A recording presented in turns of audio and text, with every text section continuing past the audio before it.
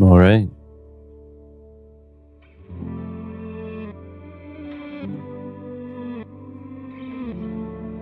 Gonna take it easy here. Take it easy and see how Roadwarden is. All right, let's go ahead and go for a new game here.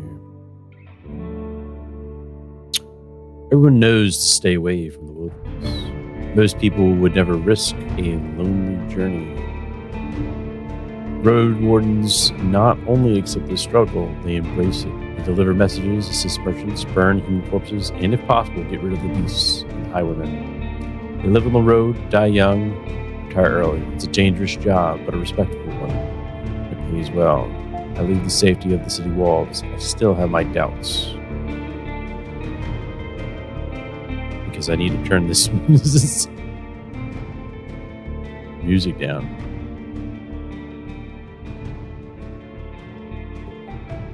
Go right there. All right, I leave the safety of the city walls. Let's see here. Pick a difficulty, no limit, more cash to start. For those familiar with RPGs, sure, standard. Advanced option, shit. I'll go standard.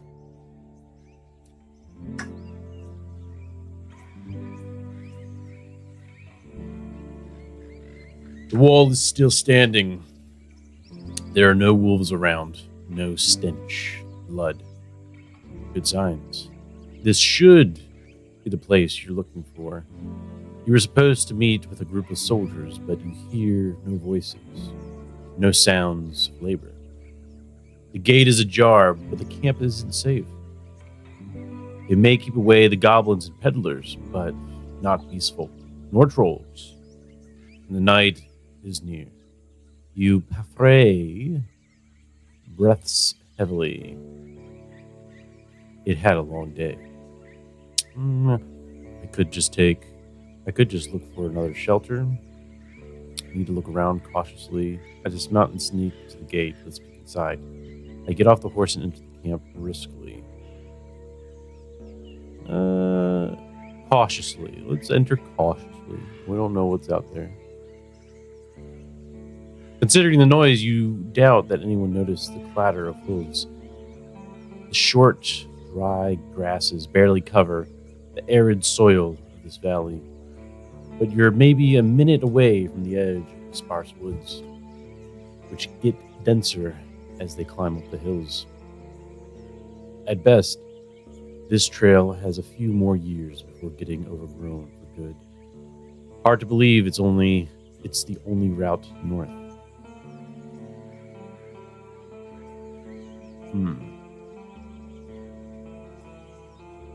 All right.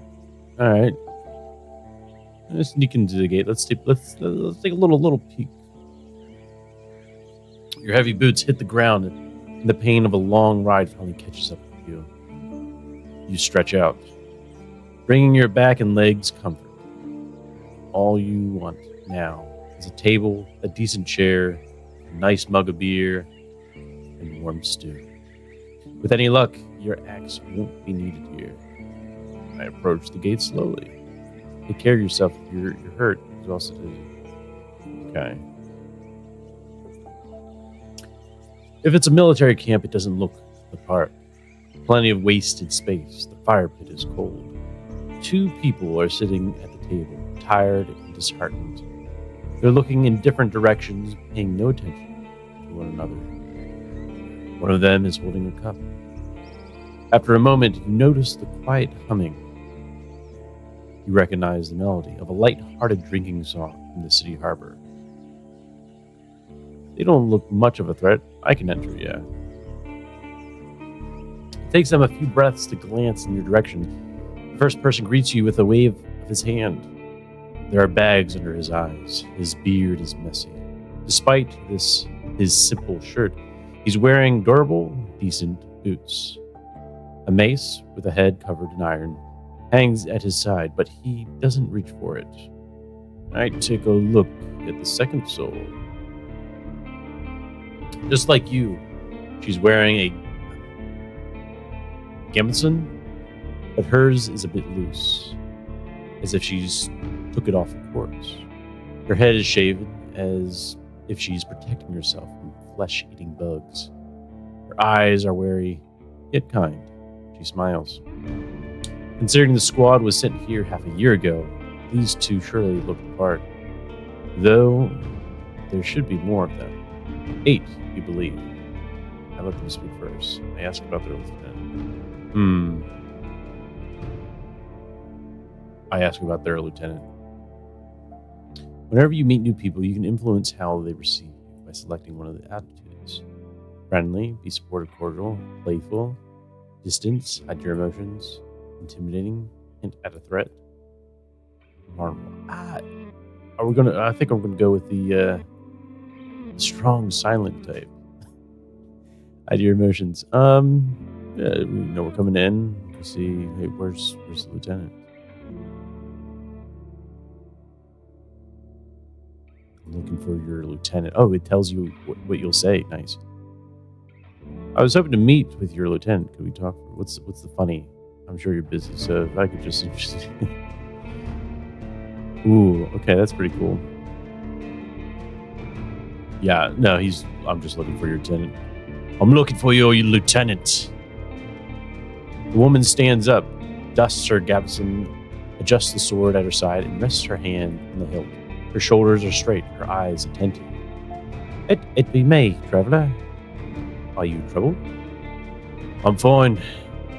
I'm your new Roadwarden. I took to you for a wayfarer, to be honest. When you mentioned that your mount is waiting outside, she raises an eyebrow. Shouldn't you unsaddle it? I bet it's tired. She glances at the gate, then at her companion. Her voice drops, the slightest sign of wariness. I expect you're looking for directions. I'll help you as much as I can. She reaches out to you. Lieutenant Tulia? Lieutenant Tulia. Shake her hand. It may be a trap. I'd shake her hand. I shook her hand. All right. Yeah. How do you want people to call you? Oh fuck. Shit.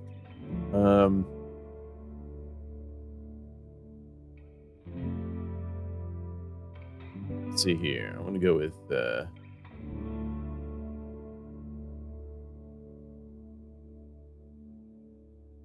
Wilhelm. Wilhelm.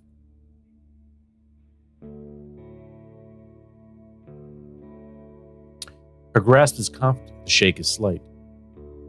Just keep your horse away from the tents. She steps away. We don't need to smell its dung. There is this one issue. There's this one issue. The soldier in the shirt also rises to his feet. We've no tent to spare. You will have to use a blanket or something. I enjoy observing the stars. I should get used to sleeping on the ground anyways. Yeah. I should get used to sleeping on the ground anyway. You walk through the gate. Your mount looks around. It snorts anxiously. Not many humans could ride a horse. It's not only taller than you, but it's also bulky. As heavy as it is strong. You can get in the saddle within a single breath, but most people wouldn't know where to even begin. From every side, it's a wall of flesh. Horses were brought to the Dragonwoods from the conquests in the south. They can trot for a long time, but won't outrun some of the local monsters. Your palfrey needs to survive, but without it, you would be lost. It's my only companion here. I want it to feel at ease. I don't care. Oh, no, hey. It is my only companion here. Takes a few steps forward, scolding you with another snort. You scratch the bottom of its neck with strength and confidence, just the way it likes it. Humans see useful animals, and even pets, as monsters in disguise. Getting emotionally attached to them is believed to lead humans to their doom. But you know that horses need companionship. Speak to it gently and lead it to the camp. You end up next to the fire pit. Removing the saddle makes the horse nicker with relief. You take a couple minutes to examine its back, just in case. While the riding equipment is not that heavy for such a strong animal, with enough time, it starts to chafe. You wish it had something better to eat than this shabby grass. You should look for an inn. I need to unpack. You haven't brought that many things, and you lost one of the sacks while fleeing the Crimson Corpse.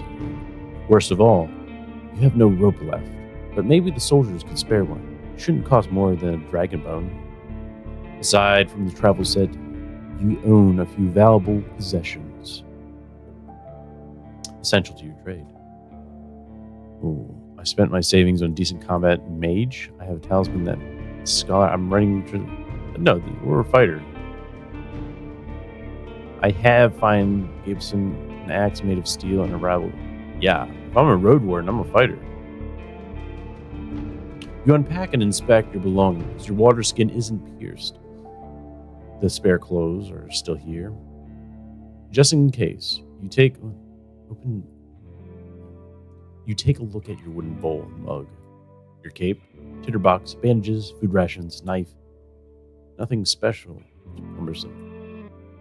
From time to time, your routine helps you avoid mistakes, but this doesn't make it any more exciting. I return to the soldiers.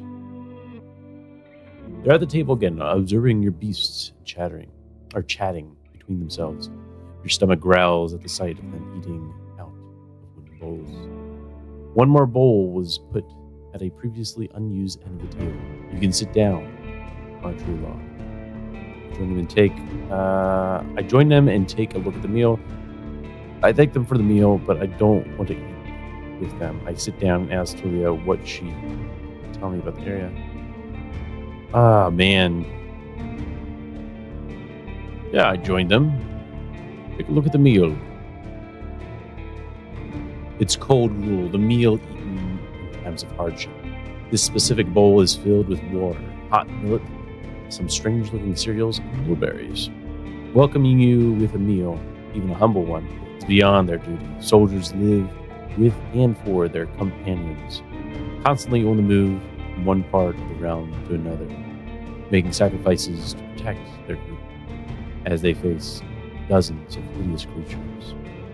Their lives are filled with discipline, hardship, and camaraderie. Roadwardens, on the other hand, learn how to work by themselves. They seldom engage in open combat, patrolling the same roads for years. They help the settlements stay in touch, but also maintain commerce, settle down, forge friendships. When there are no laws to follow, they use their own judgment. Nice. Different responsibilities, different lifestyles. I eat quickly, not focusing on the taste, then speak to Tulia.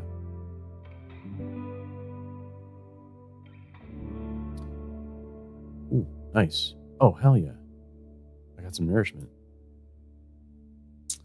She's focused and chooses her words carefully. She looks away only when she gathers her thoughts. I'm afraid I can tell you less than I would like to. And less than I should. She nods towards the other soldier. As you can see, there's not a lot of us left. At the beginning of summer, there were 8 of us, including our previous lieutenant. 5 are dead. 1 has run away in tears. We're also strangers to this land, adds her companion. Any piece of information may help me do my job. The man leans forward, his legs shake nervously. He sounds like a kid asking a bard to sing one more story, tell a joke, or do a magic trick. Whatever it takes to escape the boredom. His untrimmed beard hides a much younger face than you originally thought. What? What did the officials tell you? I expect not that much. No soul governs these lands.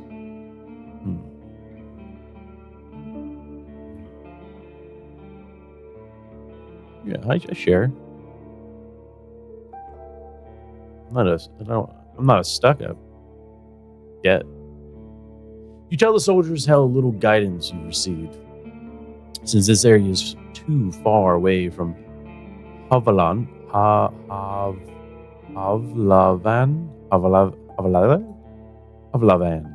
to keep it under control. You are warned that it's untamed and unknown. Who knows how many villages, bandits, or monsters may be found in these unmapped hills and forests. From time to time, new people come here to look for boundless opportunities. Most of them never return. Do they turn into walking corpses, or find what they're looking for? No soul could tell me, so I was looking for your guidance. The lieutenant drinks from her cup and crosses her legs, ankle or knee. Seeing her chair makes you doubt she'll ever find a comfortable position. Where to start?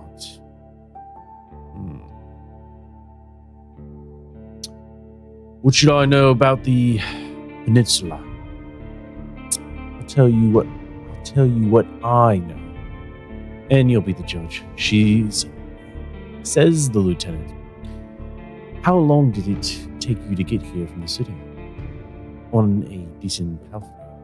I'd guess it would be 3-4 days.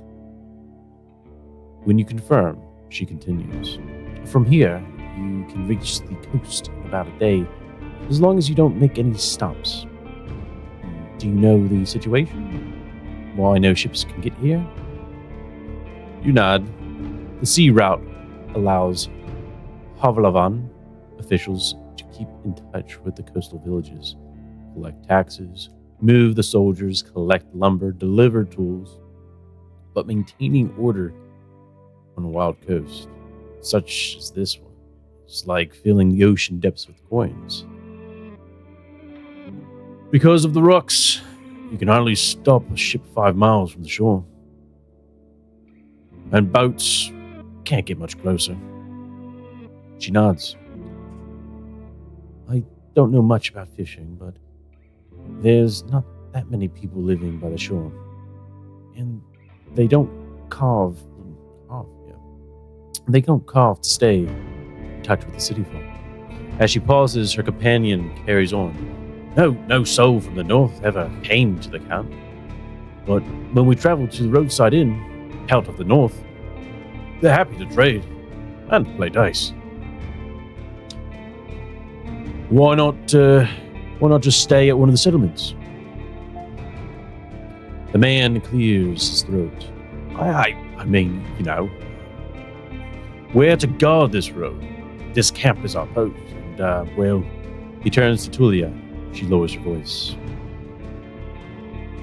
Don't take it the wrong way, Ilham. But are you a devout soul? Fucking sound is way too loud. Like most city folk, I believe that people should unite their strength to overcome the threats of nature and dark magic. Everyone will be judged for the good and evil deeds. Ooh, I'm part of the United Church? Ooh, damn, okay. The word of truth. It's mankind. Damn, there's so many choices. I'm from a small village. For me, the freedom of the shell, pneumonia, and soul are the main virtues. Fellowship, pagan, rights. Dark magic, yeah. I'm part of the United Church. A fellow unite. The man smiles. Though in this land, it won't bring you much good. At least we can discuss the topic freely. At least we can discuss the topic freely. Adds the lieutenant with a barely visible smile. Let's get into it. The people here are disquieting. Every few words, she taps the table with her finger. Their traditions won't help them negotiate with the officials here. She starts to draw lines with her index finger, as if she's pointing at an invisible map. The peninsula is connected with roads, like a big circle. In the northwest, you'll find a weird village at a bog. It's not exactly pagan, I don't think. It even has a priest who claims to be an Eremite. Eremite? You nod. She means fellowship. She means a fellowship. They do crazy shit. Her companion trips in. They use the dead to cut down trees and dig us in soil. Once I saw it, I begged to never return there. I see. You've heard tales such as this one since you were a child. If an isolated settlement manages to survive without a city's influence, its customs and traditions grow more and more alien. Every generation learns how to adapt to the dangerous conditions they have to deal with. And the rustic, pagan traditions muddy their river of faith. The United Church often warns its members about the crazy druids, necromancers, blood mages, the bringers of doom, the traitors to mankind.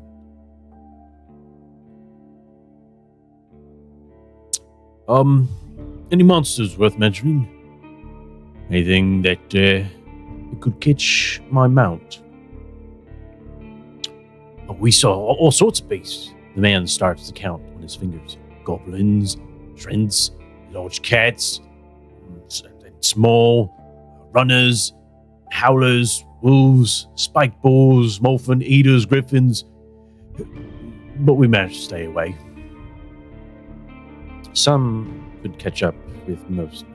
Tulia glances at her companion. Though a palfrey should be fine. The trees are so tall that the flying creatures keep to the coast and mountains. There's not that many humans around, and the animals are busy fighting amongst themselves. They fight more for food than territory. The soldier cracks his knuckles. Don't provoke them. Ride fast. Just count on luck.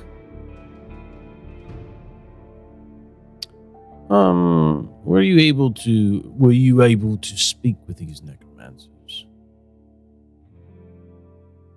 You can see why we are not eager to go out there if we could avoid it. The lieutenant chuckles. Maybe they'll be more welcoming to a Roadwarden. The roads are dangerous. Little or no shelter. We need your help. The man in the shirt turns a bit and points a finger to the northwest. If you're headed to the undead village, you'll get to an inn first, and soon. Tulia nods. Head to the north. It's a safe place. You can talk with the innkeeper or the guards. Ask them about the road. And, how about the east? She stares off across the camp. Hard to tell. We went there only once. There are hills, forests, rivers. We saw a tunnel sculpted in leaves and branches, but we didn't enter it. Wilderness all around. That's all I need to know. She nods. I'm afraid we can't do more for you. Oh yeah, this is a good one. Any idea what happened to the previous Roadwarden? Julia takes a deep breath. Aren't you a bit late for a rescue mission? We haven't heard from him in almost half a year. The soldiers speak for a bit between themselves, trying to get their story straight. They confirmed that he had stopped by their camp a few times, but stopped showing up at all. And in early summer. The bearded soldier starts to scratch the table with the tip of his knife without looking at you. I don't remember his voice. Always busy, drowning in things to take care of. He would sit somewhere, sharpen his sword, fix his loud mail, clean clothes, write notes on the wax tablet of his. Yep, and leave at dawn. Unlike us, Asterion never gets bored. Toya lets out a joyless chuckle. What's a joyless chuckle sound like? Yeah, there you go. Huh. He's secretive, but some of us locals speak about him warmly. Maybe he just doesn't like us. Sounds like you're not sure if he's dead or not. If anyone knows, they won't tell us. Maybe someone is keeping him in the basement. The man carves passion. We haven't seen him.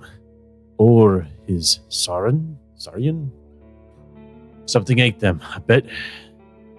The officials hired you, right? They don't expect him to return. Richer roadwardens often use four-legged, meat-eating Saurians as their mounts. They have to be tamed and trained since they're hatching, but unlike horses, can easily defend themselves from many monsters. At least your pilfrey is fast and reliable, and won't suddenly sink its teeth into an innocent passerby. Do you know what he's looking for? Maybe he left you a message. Neither one of us, had any insight into his dealings, says Tulia. My predecessor left me no clues. We also took a look at Astrion's stuff. Wait. She raises her open palm. I almost forgot. She stands up and heads to a nearby tent. He has kids in a village near Halavan. I was planning to take all his things there. A pouch, a second spear, a decent bow, some potions. Quite a treasure. She glances at you. But I would much prefer to bring them the truth about their father. Oh, so you want me to find out what happened to him in exchange for all this stuff? Here's the catch. She dusts off the hilts of her sword. We've hired a messenger to ask the commanders for further orders. Since she hasn't returned, and you know nothing about her, she's either ran away or something happened to her. She sighs with resignation. We are meant to stay here until fall. What do you think? Come see us. Tell us what you've learned about the man, and we'll get back to you. But we'll get back to Halavan together. You think about your real mission. You were planning to return to Halavan in the early fall anyway. If he's alive, I don't think he's going to be happy about me taking away all of his possessions.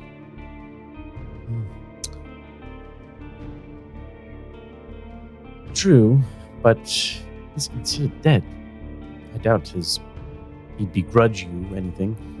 And who knows, maybe you may just find his shell lying on the roadside tomorrow.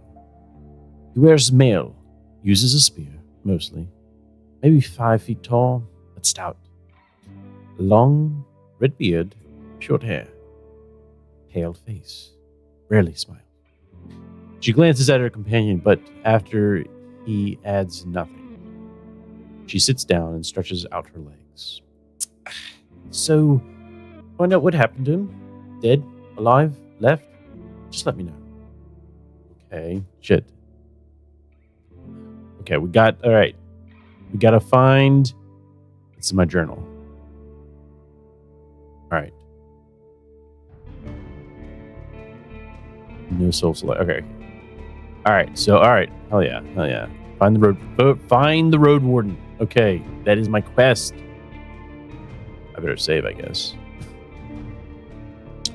I've lost my rope. Could you spare one? You're in luck. She heads towards one of the crates and moves aside a large linen sack, revealing a rope. She brings it back and nonchalantly sits down in her chair. Take it. I was planning to leave it behind. I take a closer look. That looks like some fine rope indeed. I take it and offer some food in return. What? No, I'm just going to take it.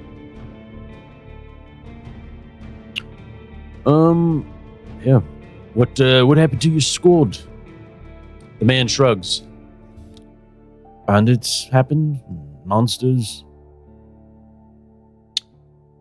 A strong band, though. His companion chips in. When we've got to the peninsula in spring, we saw some people living in this camp. The lieutenant decided to avoid it and look for an inn. We had to travel through the night for a bit. The bearded soldier scoffs and crosses his arms, but she carries on.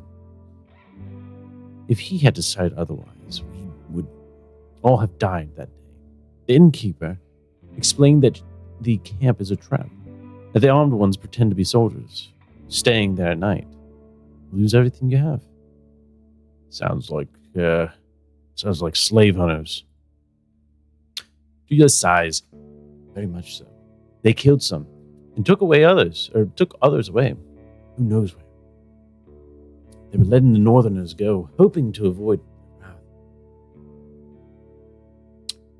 It kind of works, adds the soldier. We asked them for help, but they refused. We had to clear the entire camp on our own, and that's why 3 of our people died.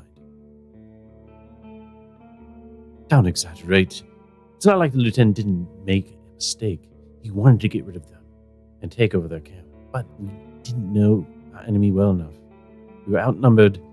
They had a nice mage among them. Or nice, I guess it's a nice mage. An ice mage among them. She looks at you. At least we cleared the road. Saved lives.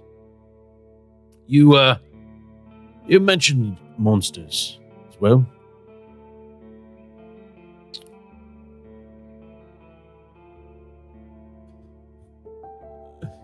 Nothing that would surprise you.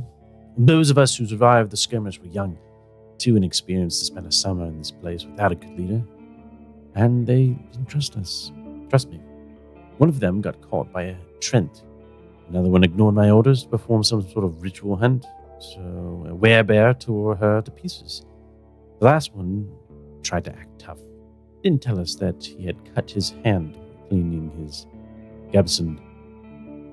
She lets out a ghastly chuckle.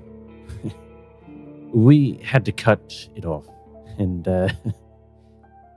he was so ashamed that he decided to walk north, find a new life, disappear. Idiot. What a colorful journey. The man tries to drink from his mug, but it's empty. You've made this place, I stay silent. Julia, how did you become lieutenant? That's not much of a story, honestly. She looks at her hand, which is currently rolling a mug over the table. In the city, there's a strict order of, what should I call it? She exchanges a look with her companion, but he can't help her. Well, leadership succession, I guess. Avalon chief selects commanders. Those select lieutenants, and those put their soldiers in order of priority. If a lieutenant dies, they get replaced by the next soldier in line. So, you are his successor?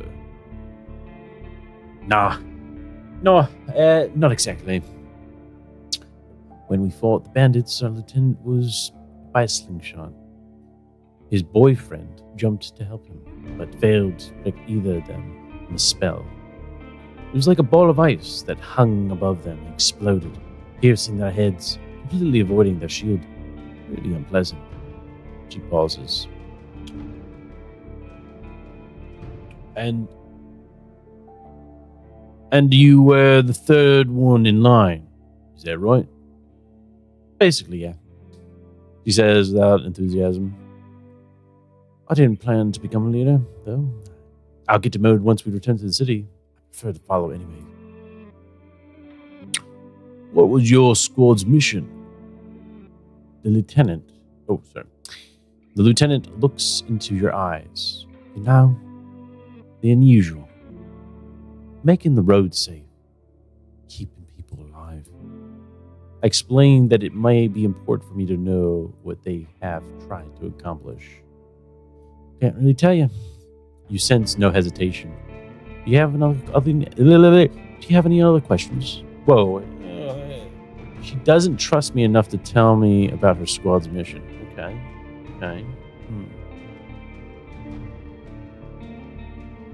Anything I should know about this camp? All right.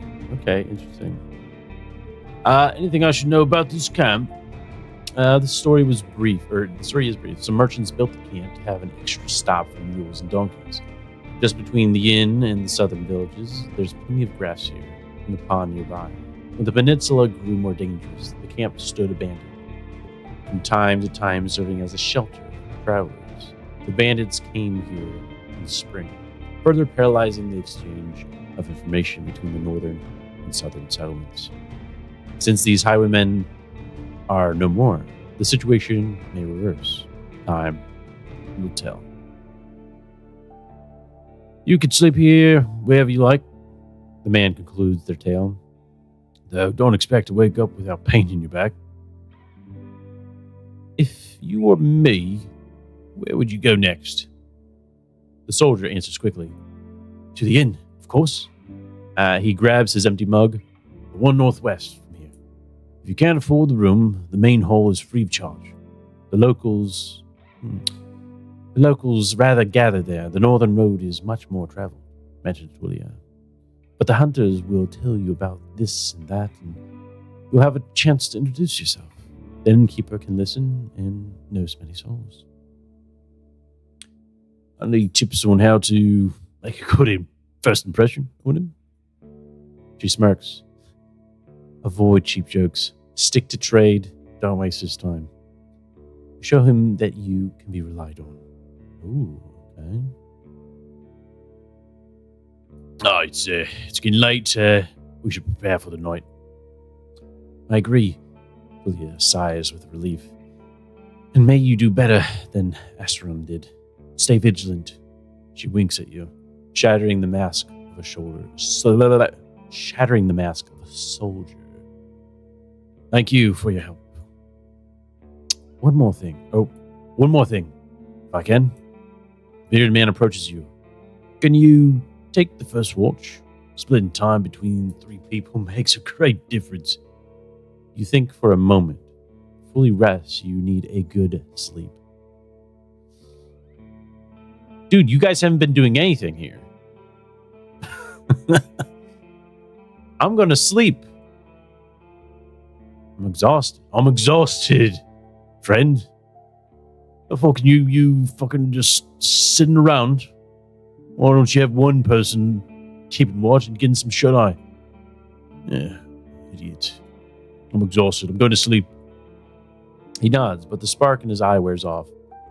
I better put on my armor.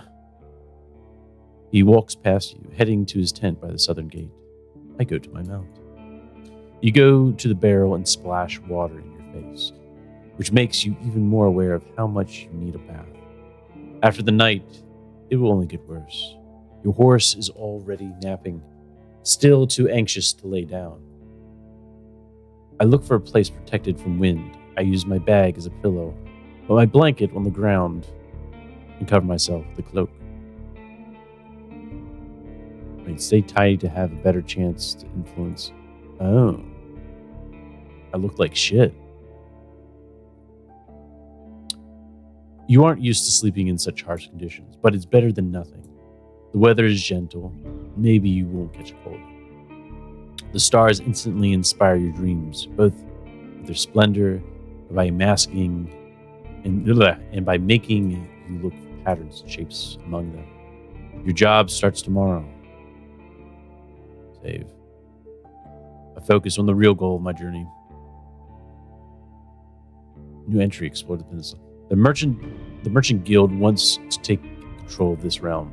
Your wardering duties are secondary. First and foremost, you need to explore the peninsula, learn about the territory, resources, threats, get to know the locals, and if you can, convince them to consider negotiations with Havilan officials and traders. Could the tribes resist the soldiers or be a threat to the priests of the United Church? Are there any forbidden practices that need to be eradicated, such as blood magic, necromancy, robbery, or slavery? At least I have time. 40 days to be exact. I need to be as thorough as I can. 40 days? Fuck.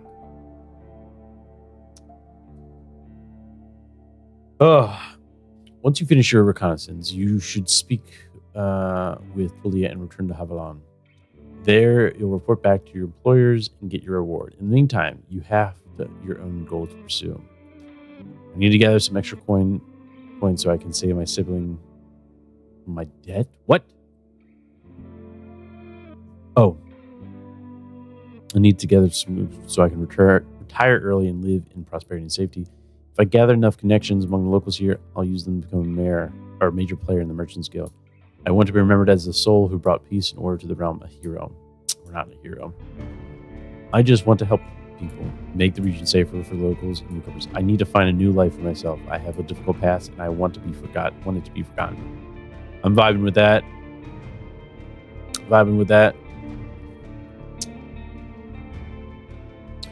Your half-asleep senses are catching the sounds of the wild forest. Your instincts keep you alert and anxious. Though the pleasant, humid, late summer air evens it out slowly. You can't travel in this. Okay. You're thinking about your goal, but you need to gather your strength. All I can do is rest. Let's take a look at our inventory. We got some food rations. We got 5 coins, a winged hourglass hidden, a steel pin hanging from the leather strap. It covers a weird road and demonstrates one allegiance to the right. The right. I need to know more. The right. Glossary. The right. The right.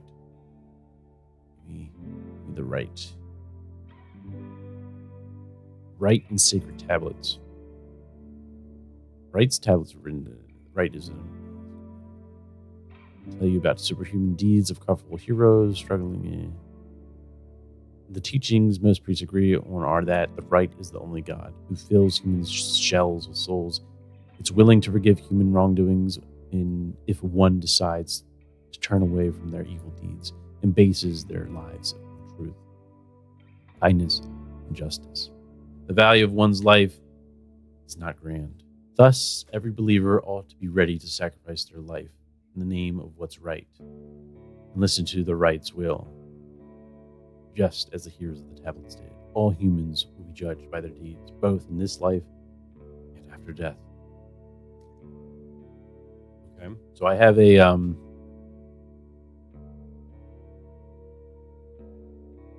pendant, allegiance with the right. Okay, so capstan, a rope, travel set, axe, crossbow. Hell yeah! All right, let's sleep. Sleeping on the ground, your blanket won't be much of a bed, and palisades barely cover you from the wind. Sleeping here will be severely uncomfortable. Okay, you don't need to eat now. Okay, I can back out where I can sleep. I sleep. Oof. You're surrounded by sunlight. Your back begs you to stand up. Before you fully wake up, you smell a roast. No, burning meat. Burning, rotten meat. Disgust crawls towards your consciousness. You stand up. Normally you would dust off your cape and blanket, but your instincts are stronger than your routine. Your horse is looking around nervously. Damn, I thought it was my horse that they were. Oh wait, it's rotten, right? Your horse is looking around nervously. Your bags are where you had left them. You see an open gate. Go outside to see what happens. Both soldiers are standing near a humble fire. The man in the shirt looks at it contemplatively. Julia is the first one to address you. Wilhelm, she greets you with a nod. We use the horse's manure for the flames, so don't worry about cleaning it up. You see a corpse among the flames. It's impossible to tell if it belongs to male or female, but it was an adult. The burning process won't be over for a couple hours. A traveler or an undead? The latter. A young one. She lacked the pneumonia. That's pneumonia, right? To understand that she couldn't get inside the camp without climbing. I stabbed her with a spear from a safe distance. She shifts her weight. One more fog and she'd be a real threat. Even now, it took a couple of hits to knock her down. Sooner or later, every human shell wakes up, gaining more strength with each soul it devours. Each moment it spends in the fogs. Burning the dead is not just a religious practice, it's a necessity. Soldiers, priests, village mayors, even road wardens. Making a large pyre takes a lot of time, but it saves lives. Julia calls this undead a she. Most unites hesitate to do so. Interesting. Time for me to leave. Running away from the reek, huh? I don't blame you. She looks again at the fire. Find us here if you learn what happened to Astrion. We'll leave once the fall comes, if not sooner. Safe travels. These words make you stop. An old farewell, mocked in a number of songs and tales, but yet you hear no scorn in Tulia's voice. She observes the fire with one hand on her hip and the other on her chin. I prepare my journey. You gather your equipment. And spend half an hour warming up and preparing your mount. Double checking the buckled straps. You put on your gabison and make sure that your axe is tightly attached to your belt. Then get into the saddle. The palfrey knickers, ready to leave. Oh, fuck, what does that say? What did it say? It's time for you to get to the crossroads, north from here. He's right north. They traveled. Travel forward to continue your journey. Once you're done with the north, speak to Tulia to return to Avalon. Okay, once you're done with the north. Map key, nighttime shelter. Okay. Travel north. Let's go.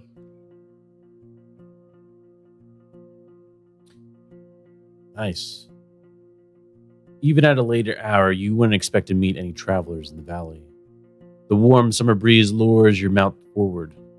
The serene chirping of birds is quickly replaced by the distracting screeches of gurgles coming further down the path.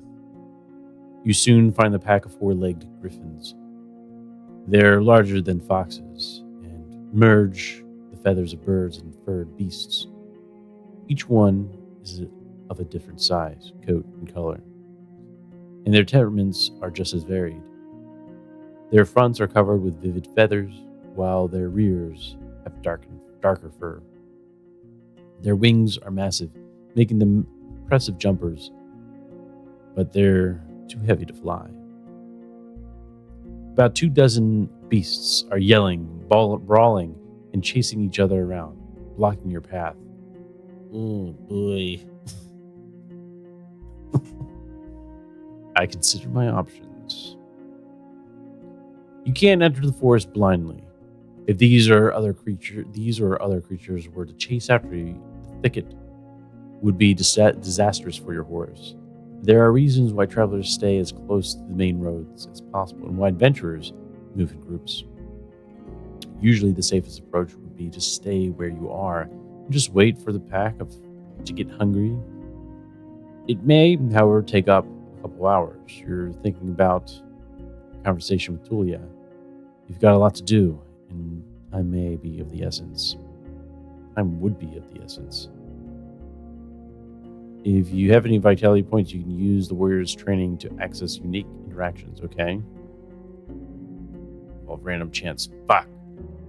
The dice. We will listen to the dice. I take my axe and hurry the horse. If we ride fast enough, we should be fine. They're good jumpers, though. I should stay here. Better safe than sorry. I grab my crossbow. A light hit should be enough to make them scatter.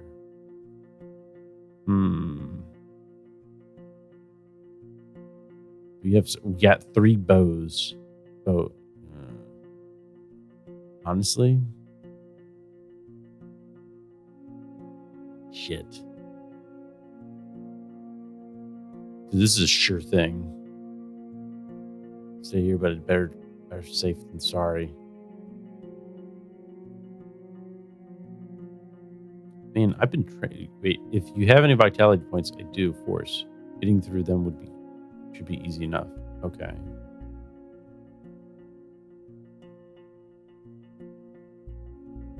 How do you know which one? Getting through them should be easy enough. Use violence or direct that. Okay. Take my axe and hurry the horse. If we ride fast enough, we should be fine. They're good jumpers, though. Fuck. Hold on, we got a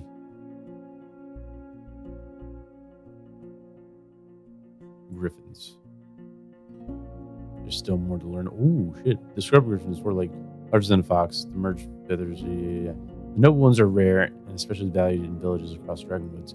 They can be as large as a horse and taught to protect. They're foxes, though. They are foxes, like fox sizes. He sees them. Is he going to charge in there? No. He's going to stay. Better safe than sorry.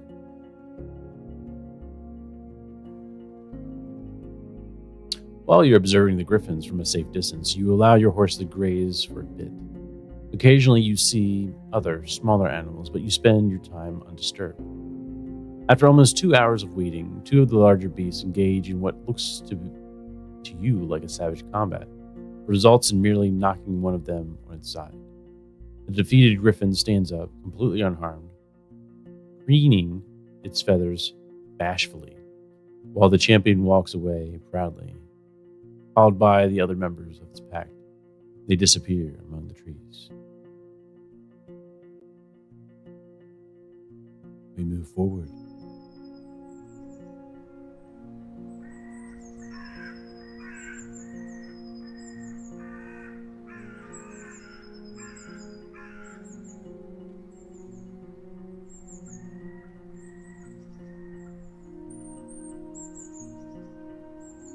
The road splits. According to what the soldiers have told you, you may find a safe inn by turning left. The forest to the right is lush, and the trail overgrown. Kids used to have this song. How did it go? The harshest pathway leads to the dun dragon's lair. Those who search for treasure, do you truly dare? The harshest pathway leads to the dragon's lair. The harshest pathway leads to the dragon's lair. Those who search for treasure, do you truly dare? The signpost in front of you doesn't make your situation much clearer. It was put here by someone who can't write, for folks who can't read. Covered in old red paint, it points east. Blood there, as people say. Danger to be found. There's no soul to ask for guidance. Okay, so road splits. According to what the soldiers have told you, you may find a safe inn to turning left. Yeah.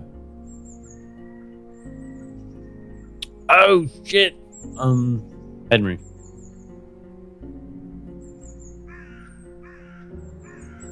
Henry is peaceful as you stroke its mane. Maybe it can't help you choose a path, but you have spent many years together. Happy to go on, it takes a couple of steps forward. You spot a few berry shrubs and wild cabbages, but they still need at least 2 weeks to gain maturity. I wait here for 2 weeks. Time to take a turn. Oh, it's a turn? I travel. I'm not going to wait here.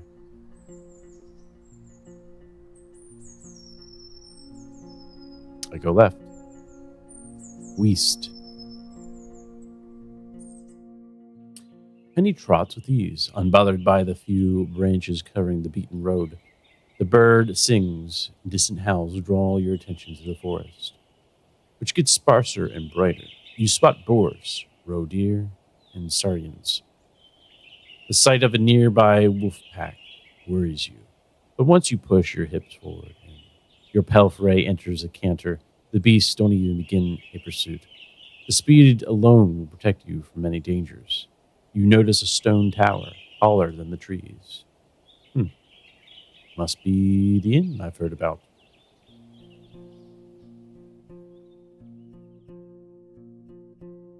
Inns like this one fit the regions traveled by merchants, but you wouldn't expect a place of this size in a forsaken peninsula.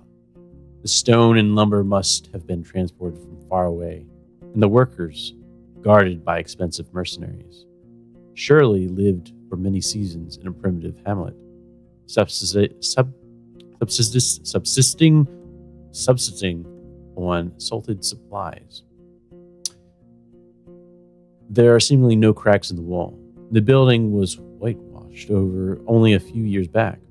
The road is wide and beaten. Dozens of souls could hide, if not in the buildings, then at least in the yard. The expenses and labor put into the fortress were worth many trading ships. 3 armed people are on the ramparts.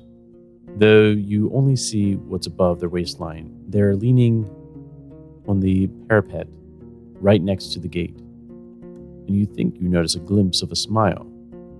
They wear gabardines, each one of them dyed differently, yellow, green, and linen gray. I approach the gate. A woman in yellow armor leans forward. She has long, curly, disorderly red hair, pointing in every possible direction. This combination of colors doesn't work at all. In the woods, one would have to shoot or shout to draw this much attention. There's still a fair distance between the two of you, but she speaks loudly. I hadn't seen a horse in years now. I just said that it's weird to see such a large jackass, huh? Her voice is young and strong, with an accent that reminds you of the villages spread around Halavan. But no jackass would wear a saddle, I'd say.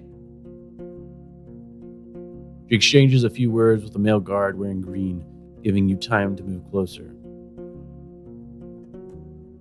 Well, this one here says there really are donkey saddles. Say, traveler, how hard is it to ride a horse? She seems, So you to learn the basics? Well, it's tiring. You train different muscles. Playful, friendly. No, we're not giving you a try. You joke now. What's intimidating? I don't answer. It's an inn, isn't it? Open the... Jeez. Quite hard, honestly. Some days are real tough for me. No. Distance. We don't know these people, all right? I kind of like Tulia. Tulia was pretty chill. It's easy to learn the basics, but it's tiring. Train different muscles than those for combat.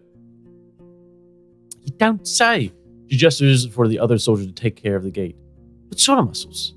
You climb down, staying concise and to the point. You point at your back, hips, thighs, then speak about the training routine that a rider follows to stay in the saddle for more than 2 days.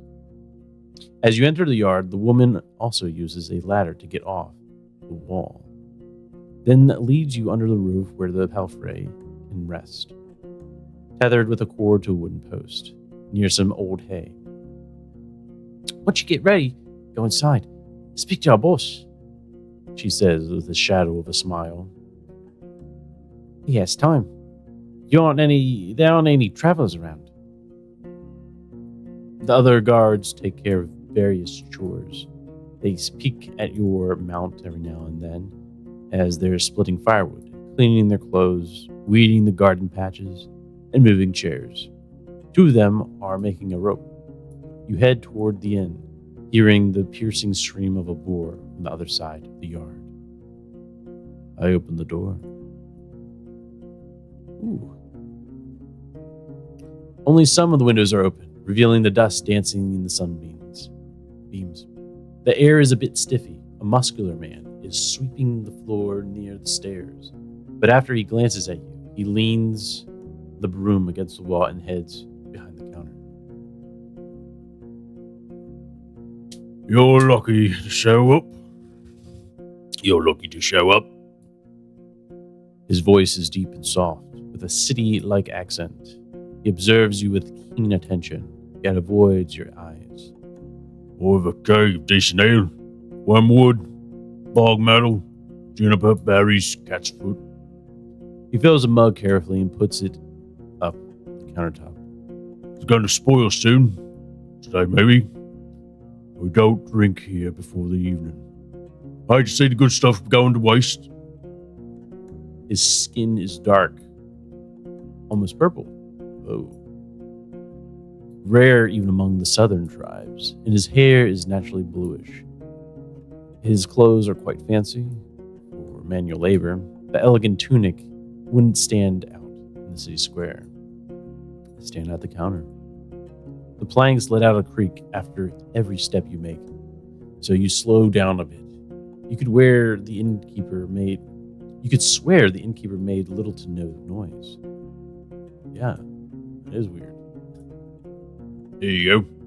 He pushes the mug forward. But just so you know, my pelt of the north doesn't belong to Holland. You can sleep on the floor if you wish so, but if you want a bed or a meal, you have to pay. We may have leftovers for dinner, but I need to check. I'd be friendly. Oh, gee, wow, thank you. Thanks for a drink. I mean, he's giving me free. I'm not going to be distant. These guys seem pretty chill. He wants to get to business. That's right. Oh, so thanks for the drink. I see you know how to make friends with the Roadwarden. They told me to be direct, talk about trade, just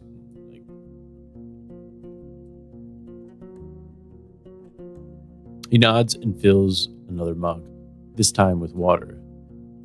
Guess there's no point in waiting for Asterion, then.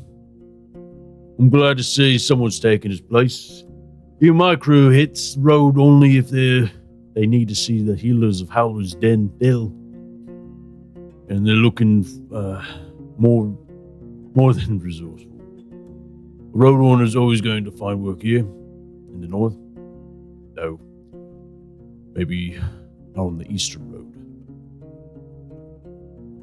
He takes a mouthful of water and drinks it with a pleased sigh. There's no guests here at this time, or hardly ever. I could take a short break. For a brief moment, he meets your eyes.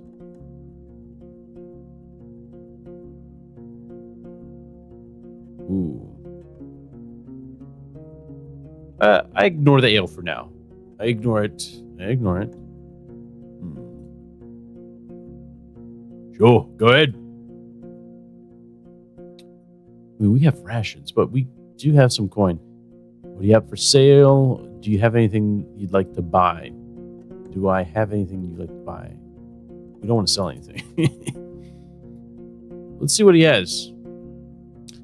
I can go and pick up a few things for you. Some food for your travels to start with. Apples, nuts, sausage. Not too many at once. We need to maintain our supplies. I've got elk there I don't need. Its buyer was caught in a pack of red wolves. Nice for sleeping spot. Just as nice as a wall. Just nice for a wall. An almost untouched bowl of soup, priceless for a traveler. You can't tell if he's being sarcastic. Made of fine oak ash. Strong. Oh, you should have some better supplies before you start your own bathhouse. After you mention you'd like something more useful in these roads, he looks you down. I don't have any blades or armor to spare, but if you pay well, you can take one of our crossbows and a bunch of spells, a yebo, war cords, and the trigger needs just a little bit of oil. It's as good as you can get without soaking in magic. Takes a bit of muscle to draw, but even a 16-year-old could handle it. I won't sell it cheap, but I'm ready to give a discount to a helpful ally. Let me take a look at what you got here first. All right. Oh boy. Oak base balm that burns skin on longer contact. Why would I? What? I mean, would it be useful? I don't know. Ooh. Yeah. Can we got 5 coin. We got 5 coin. How much is a stay here? Friend? Do I have anything you'd like to buy? I asked you to show me your wares, right? Okay. I don't have anything that I want to buy. I'm looking for Asterion, previous Roadwarden. Oh, you know. He goes to the table and invites you to sit down with him. I don't think I'm going to be much help. He rests his elbow on the table top and grunts quietly to clear his throat. But I do want to find him, so.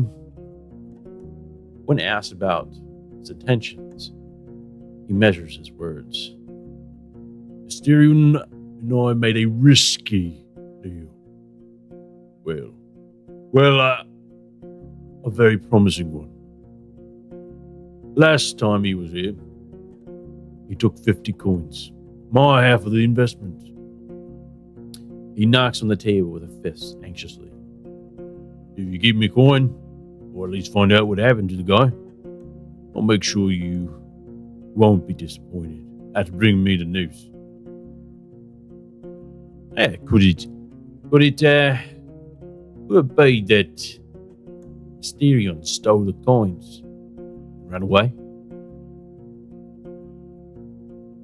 He looks at the window and starts to play with a shutter. I just think Asterion ain't the kind of soul that would be doing such a thing.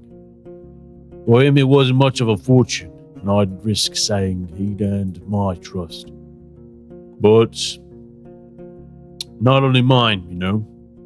It's easy for Roadwarden to make connections.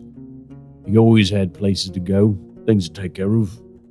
He rubs the table with his thumb, as if trying to clean an invisible stain. I've asked travelers. I've sent a couple of my pals to find him. No real news. I know he stayed in White Marshes for a day and was meant to do something for the people there. It's a village in the northwest. Just stay on the main road until you reach the bogs. Then enter. Then you may get there before dusk. Oh, it's not that far. All right. So, let me know once you find anything, and may yet return to this whole investment thing. I'll think about it.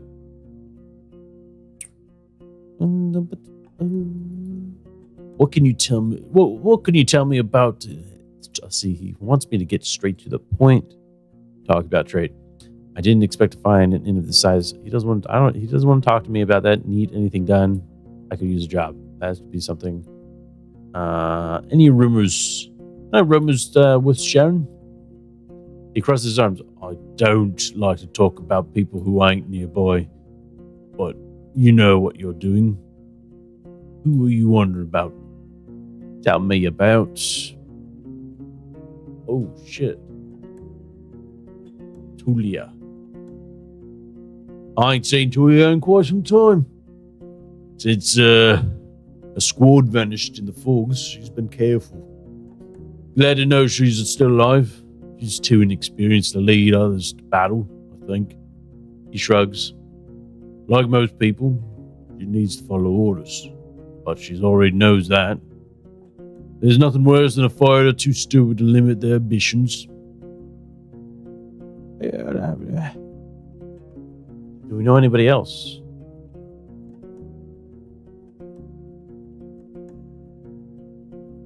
How about the girl outside? You don't know him? Yellow shirt. Okay, all right. I thought it was something I could do there.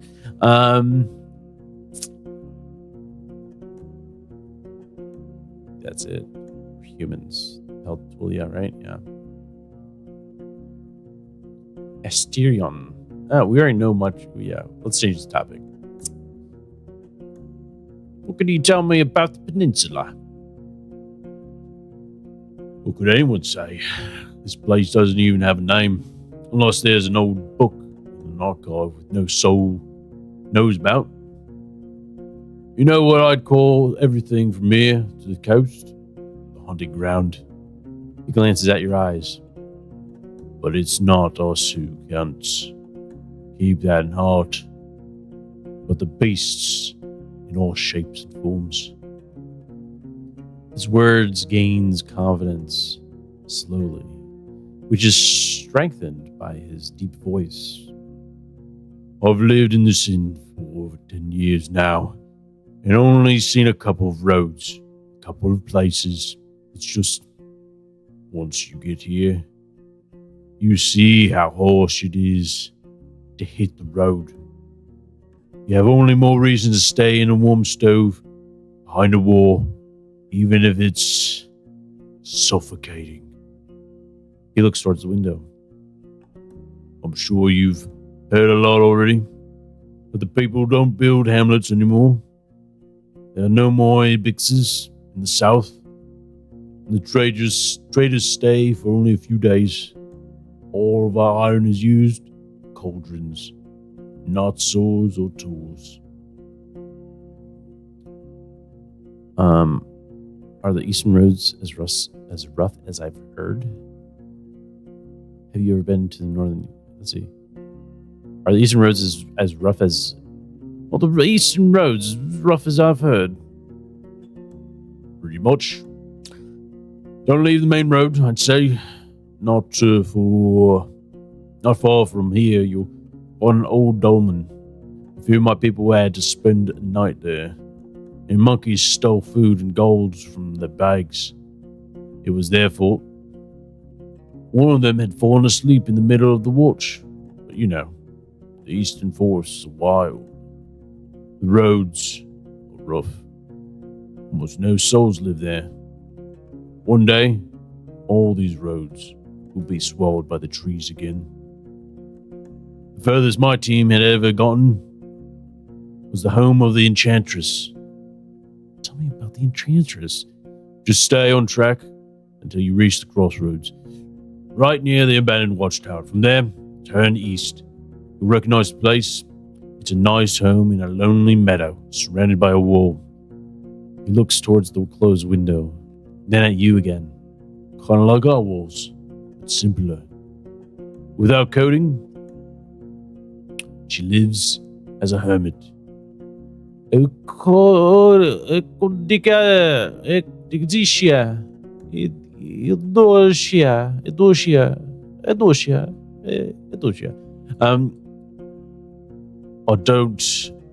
don't even know how she survives there, but if you don't have decent coin, you won't find much there. She likes the...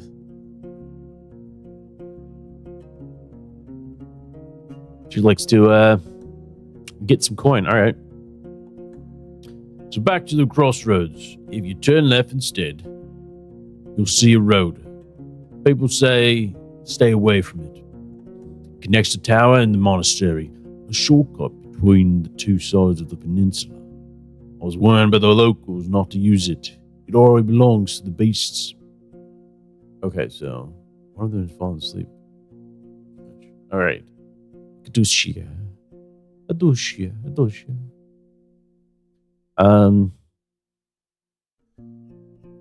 Yeah, what will I find traveling west? What will I find traveling west? Well, there are hills nearby. Then you'll find a village, maybe an hour away from here. It was destroyed by beasts almost a decade ago. Not in the sea air. The goblins live there now. So most people just travel around it, and they say it's haunted. But who knows? Who cares? He crosses his arms and starts to sway back and forth, gathering his thoughts. You get to the large tree on the edge of the swamp. For the locals, it's sacred. You're not used to hearing someone mentioning pagans as if there's nothing unusual about them. There's a small path to the south, which leads to an old mine in the mountains. Nothing to find there. But keep riding north and you'll find Howler's Dell, set in a clean brook. Farmers live there. Muffloons and druids. They'll let you stay for a night, but they're not cheap. If anyone thinks my prices are bad, it means they ain't been to the Ape Ale Inn yet. He lets out a gentle smile. I nod. I know only a bit about the second settlement, Old Pago. Soil there ain't too fertile, so they work in the quarry and help other settlements build things in exchange for crops. The forests and hills aren't too harsh, but seekers have a small monastery nearby. In the mountains, I don't care much about them, but they keep to themselves and they don't pay well. The third village is unknown to me. White marshes set at the bogs. I've heard it smells like Griffin's lair. I've only heard a lot of nasty rumors about the place. But I won't share them. I don't want to be a lie spreader. So 3 villages, really. Howlers, one near the monastery, whatever it's called, and marshes. Don't let their beds and palisades fool you, though. Weird people live there. Don't tell them more than you need. You wonder if it's something he would tell other travelers as well. Have you ever been to the northern coast? I only know about another inn. It's far from here, maybe a day afoot. A bit less from the eastern side. His eyes once again focus on the floor. I've never been there. But I've heard it's a safe place. Close to villages and fishers and hunters. Though I don't know much about them. It's all I need. I didn't expect to find an inn of the size. Need anything done? Yeah, you need anything done. I assume you mean a job for Roadwarden. Tell you what. He looks you in the eyes. There are brigands in the woods. Our place is a stronghold. So I'm not afraid of an open strike, but they've gone more active in the last 2 years. One day, they may steal our furs. And I've no doubt they're the reason why merchants come here only once. And bandits around gets expensive. He rubs his hands together, camouflaging his paws. I want you to reach Shallow's Den, northwest from here. It's the largest settlement here around.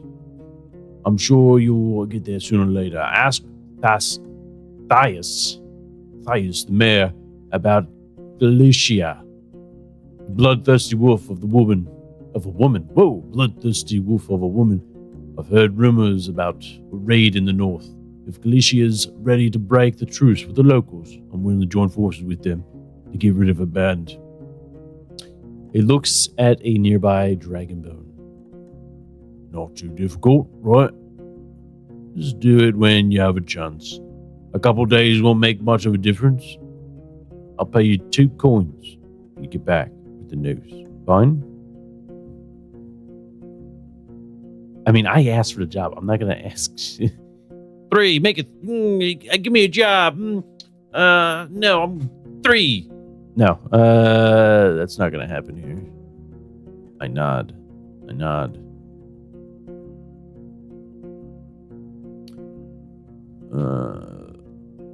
For someone, I think we're good here. That's all I need. I'll go outside.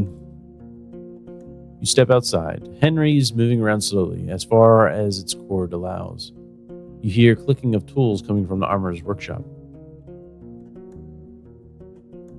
Save. Oh yeah.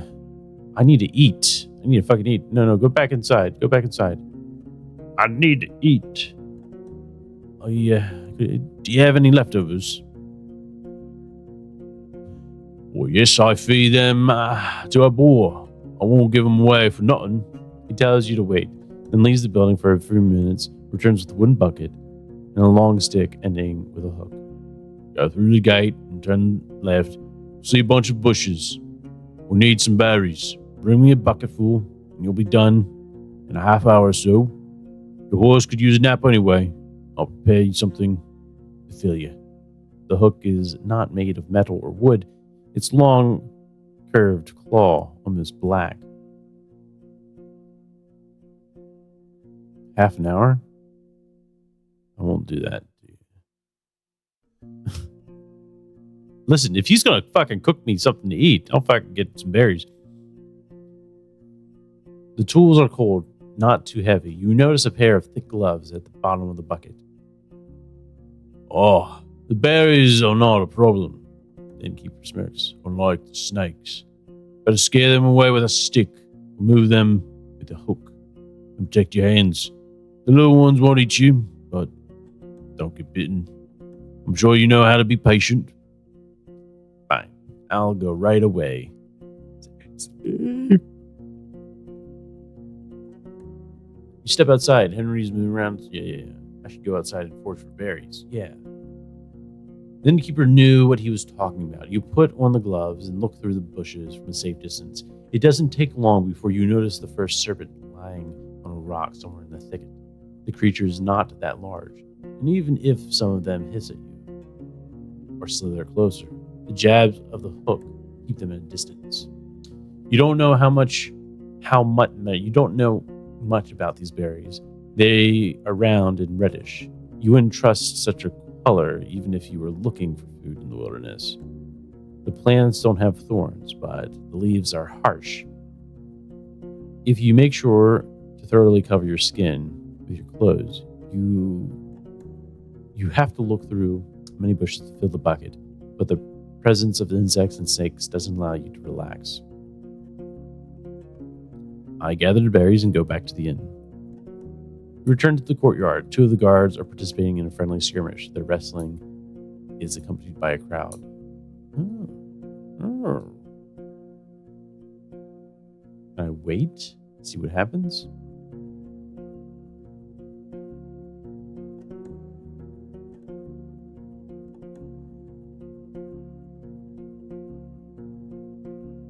Wait until noon. Wait for 15. Fuck. Go enter the inn. Alright, some of the windows are open, revealing the dust dancing. Yeah. I put his fruits on the counter. Right. He peeks inside the bucket. I've got cabbage stew with a few goose chunks for you. I'd serve it even to merchants, if they were around. The meal is warm and filling. It's well seasoned, not overcooked. And like I've said, I rarely have food to spare. But feel free to ask if you ever stop by. You may be lucky, and I've been cooking my whole life. I give him a nice thanks. I give him a nice thanks. And how did that old hook of mine work for you? I see you still have your hands. take it. Oh, boy. No, I'm not going to take it. I'd like to buy it from you. I feel like I need an answer to be like, yes, I want to buy everything. Anything to save my life.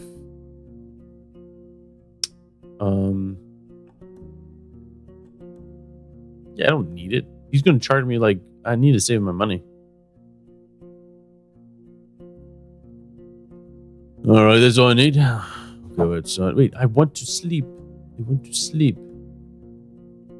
I guess I can continue going on. I gotta get going, I think. Right, quest. Explore a new life. Finding the Roadwarden according to Belty. And her band have broken the truce with the local village. He's going to pay me 2 dragons. If I get in touch with Alice, he's mayor of Howler's Den. Howler's Dell. Howler's Dell, locals. It's a western road. It's along the western road. So if I go west, Howler's Dell is probably a good start. White Marsh is a village among the western folks. Again, all in the western. I think it's safe to say to go west.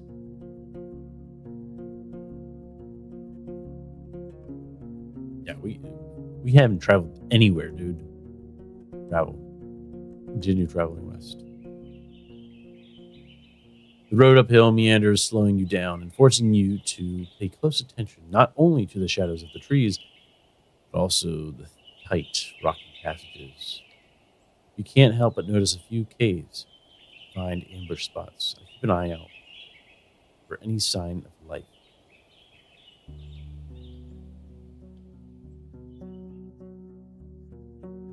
The ruined village. Oh shit, this is the ruined village. I think this is where the goblins are. Standing in front of the gate, you hear no voices, no tools at work, no steps. Dozens of birds live among the collapsed roofs. Their fluttering, singing, squawking is free of worries.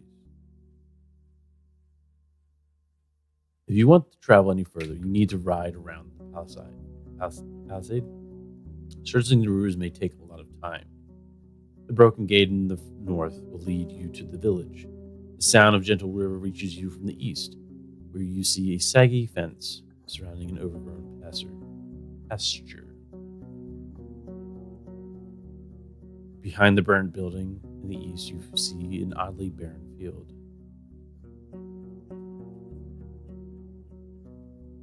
You approach the building near the field. The broken logs and planks are charred, while the wooden walls are rotten and covered in moss. You see no ashes, or dust, proving that the fire happened long ago. The smell is awful, and there are no reasons to stay for long. You see no furniture, just some broken shelves. It was just a storage room. The valuable odds and ends were already taken by the scavengers. All right.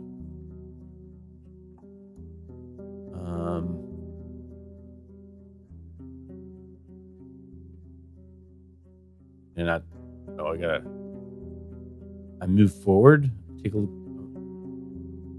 I don't want to go inside. So I guess I move forward. Okay, cool. Explore the southwest part of the village. I inspect the fields to the southwest. Inspect the pasture to the southeast.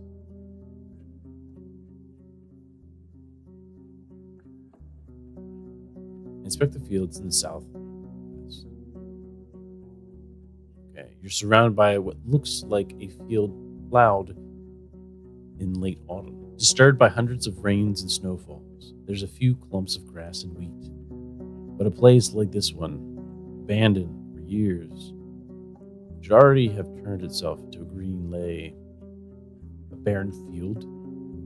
Maybe it was overused, but you would still expect the weeds to sprout.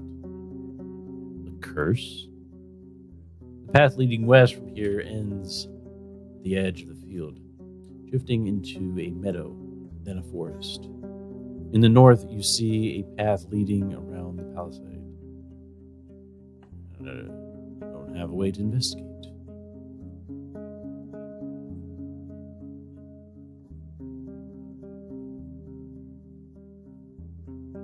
I inspect the palisade in the west.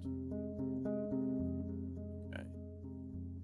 The tracks of human footwear and many more ape footprints cover the path formed around the palisade breach. As far as you can tell, the freshest footprints lead to the village. The wooden stakes spread on the ground are rotten, covered in mushrooms, small flowers, insects, and worms.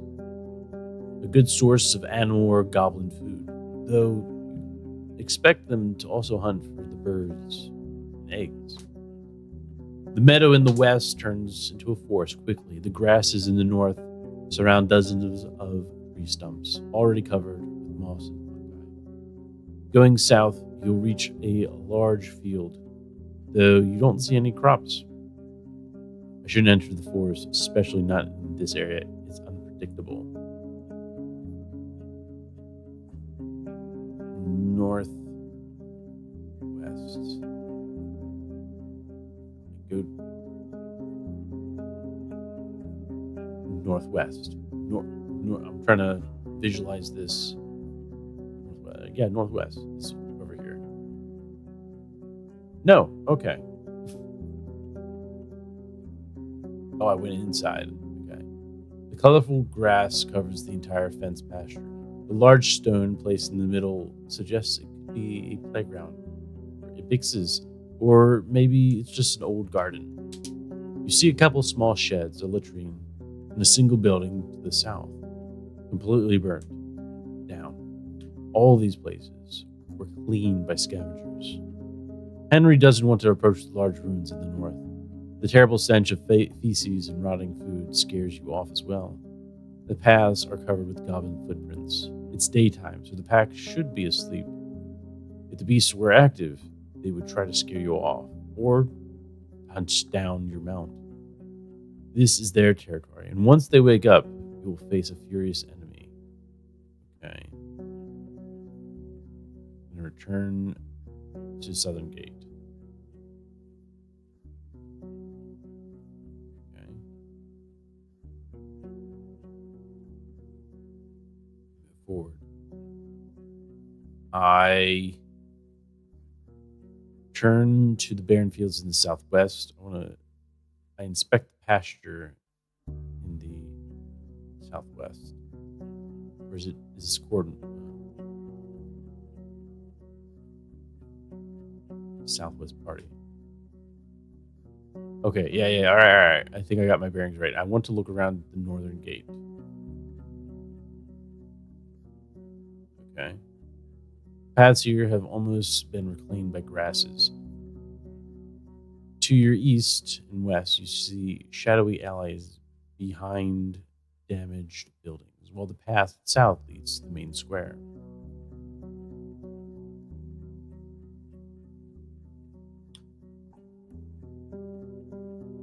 I want to open the gate. No. This is not... I'm losing it, dude. Yeah, I go somewhere else. I need to see what's on the other side of the northern gate if I want to open it. Okay. I want to turn to the southern gate. Move forward.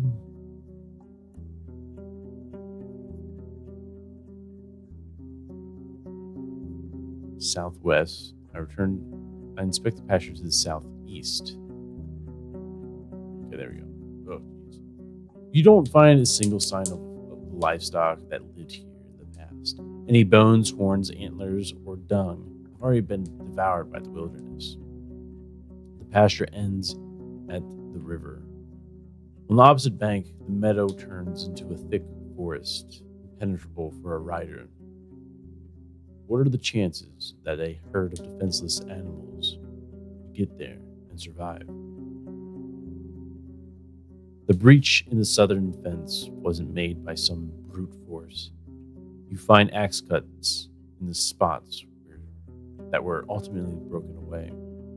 After all these years, there are no tracks that you follow. I returned to the main road. I explored the northeast part of the village. Okay. The debris was partially moved outside of the destroyed houses, but you find nothing of value.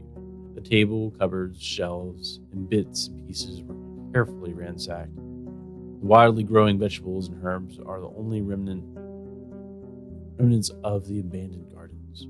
You spot fresh human footprints at the entrance of the latrine, most of which lead to and from the center of the village. Okay.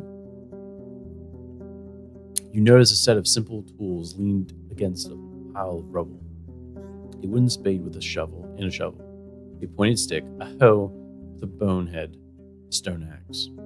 All of them are too old and too awkward to bother with transporting them around, but you'll know where to find them if you need them in the future. Good to know. The closer you are to the village and the longer you stay, the sicker you feel. The taste of gastric juices hits your mouth, your forehead hurts, you start to stumble. Henry, worried by the sight, pokes your head with his nose. I walk far away from the walls. I have to remain strong. I push through the illness. No, get me the fuck out of here, man. Leaning on your mount, you go outside, keeping your mouth shut. For a few minutes, your eyes get clearer. It may be better to leave, or at least stay away from the village for the rest of the day. Yeah. I inspect the clearing in the west. I need to see what's on the other side of the southern gate. Yeah, I guess I inspect the clearing of the west. Oh, there. The meadow is lush and colorful, and so dense it's unsafe for a rider. For a couple of minutes, you lead Henry with a rope, avoiding the potential disaster in case of a hoof falling into an animal den. Being forced to travel around the palisade every time you get here is going to be a pain. Most of the tree trunks look similar and have a comparable size. They were most likely planted with the sole purpose of being cut down and used by the locals. Though cutting so many trees at once, that alone could provoke the wrath of the herds. Such a process could be spread across multiple seasons. And you can't be sure that was the case. In the west and the north, the clearing turns into a wild forest. In the east, you see a road leading north. All right, I go to the road leading north. Let's go. You're at the closed northern gate. The neglected road is partially overgrown. You see a river in the east, separated by the lush meadow, filled with crickets and rodents. I travel.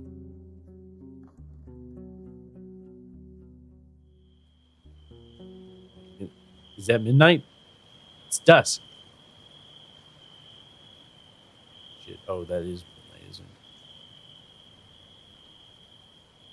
You enter the wetlands with their many streams, ponds, and fish. Large birds run and fly between the gray, sparse trees that are covered with moss, mushrooms, and critters. For a human, it may be an unwelcoming and harsh realm, but the overwhelming swarms of insects prove that it's a realm full of life. The danger, with teeth and claws, is hidden below the water's surface. I stay away from things.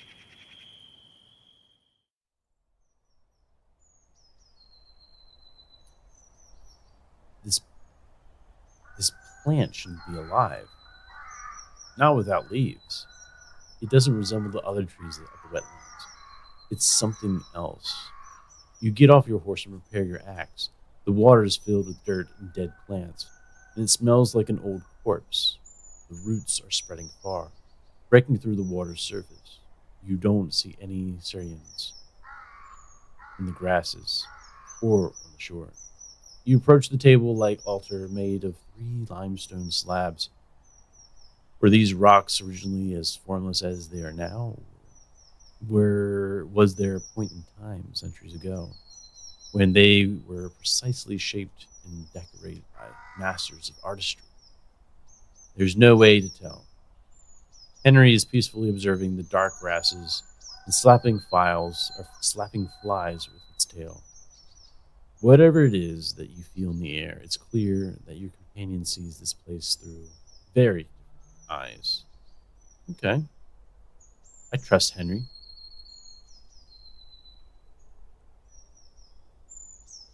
I know there's a dark force hidden here. I ask the right for a vigilant eye and bright soul.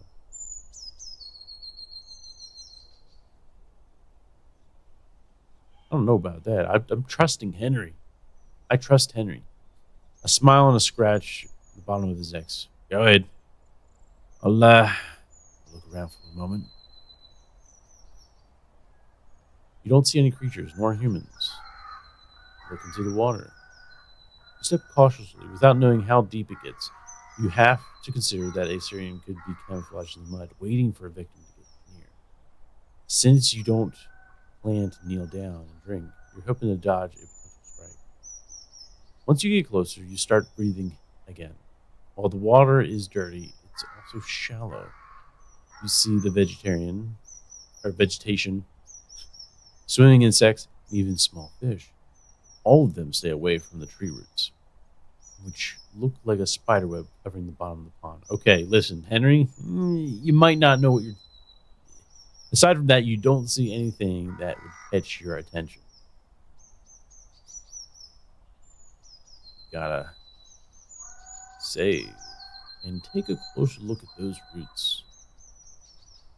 You kneel in front of one that's lying on the shore. Okay, cool. It's brown, covered with hair that resembles that on your arm. When you touch it, it's moist, soft, and warmer than you expect. I'll do something with it. Can I taste it? Let's see. What do you try to do? Inspect. Can't do that, or I don't understand. Something else. Look at it. How am I supposed to know what to put in here? Smell it. Either you can't do that, or I don't understand you. Smell. Okay. What do you try to do? I lay on hands. What do you try to do? Kiss it. No, if that works, kiss it. Okay, good.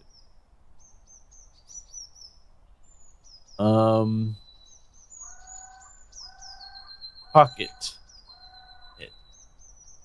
Store it. Store. How am I supposed to know what to put in here? Help.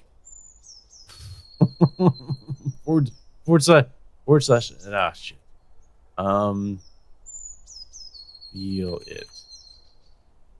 All right. Well, apparently it's looking for something very specific, of which I do not know what to do.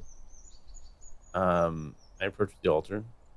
There's a clump of dirt on the uneven nicks, fused by years of winds and rains. The bottom surface of the table is dusty, but you don't find any spiderwebs or mold, even though it's a perfect spot for them. The tree roots cling to the altar in many spots. They're firmly attached.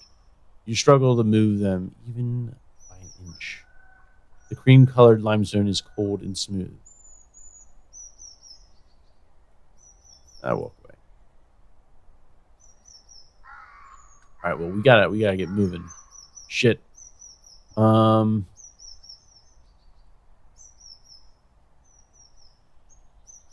All right. Turn. Journal. So, Oliver's Den, Brussels Village.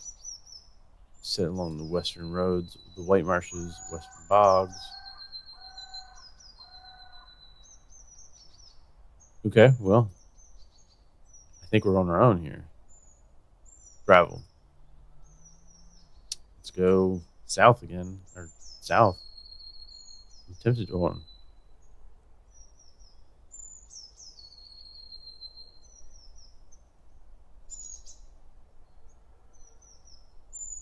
Let's go south. Is it a dead end? The shapes of mountains are cutting through the horizon. The water gets gradually less muddy. The cleaner it gets, the more the animals you see. A family of deer blocks the road, resting and enjoying the cold water, which would be deadly for a human stomach. You consider riding around them, though the sparse meadow, through the sparse meadow, but your presence also causes them disquiet. Without much haste, they regroup and run east into the leafy forest.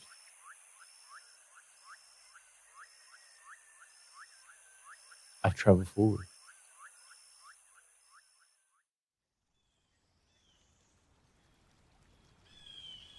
Shit. You've reached Hag Hills, the wall of stones that has blocked the city's grasp. The one well-established route through them leads through the valley where you found Tulia's camp. There are no maps of the highlands, nor local tribes, only stories. The beaten path leads you to the garden beds and herbs and vegetables, to an old, yet not abandoned, mine hidden behind a massive door made of steel. I look around. There's no hitching rail for a mount.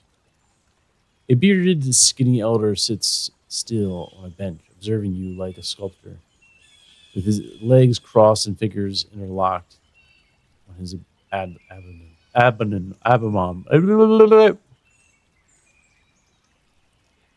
Good day to you.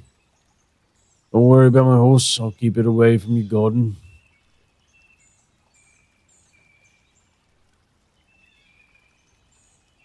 Yeah, good day. Good day to you. Oh, good day. Only worms. What?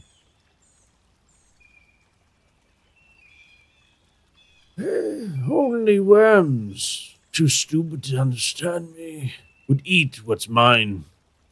You dismount and mention that your Pelfrey is no worm, but the man reprimands you with a thick accent. Let me see you. You Welsh you speak. I can hear without magic, but I'll read your lips. He doesn't yell, but his voice reminds you of a combat instructor from the city. His face is wrinkled, but he sits straight, with beard and hair still carrying glimpses of fair blonde. He's tanned like a worker, and his eyes are blue and piercing, as if they belong to an infant. You're from here, and I will welcome a stranger in this refuge. Say what you're looking for and be gone. What? Oh my gosh. Explain who I am. What do you call him? Oh, old man.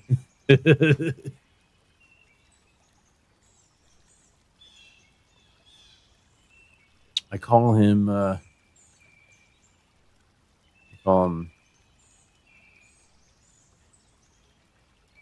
man, what do I call him? He's hard of hearing. Old man.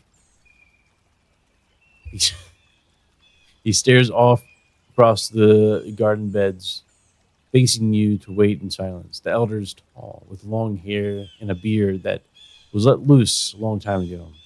His sandals are covered in dust, and you spot dirt on his clothes and skin. The woolen tunic and linen were made with care, decorated with colorful threads at the collar and sleeves. Now all the blues and greens have faded, and the fabric is held together by patches and stitches. His hands are still folded. The voice remains firm. Do you do not know our customs, your name, your trade. You're calling me neither. Within the forest, I do not know what you expected to find here. But this is near a place for strangers. I wait for him to look at me. I do my best not to smirk. He doesn't know what he's talking about. I wait for him to look at me. Whoa. The man stands up and approaches your belfry. Without touching it, he observes its eyes, mane, stomach, and rear. Henry ignores this examination. My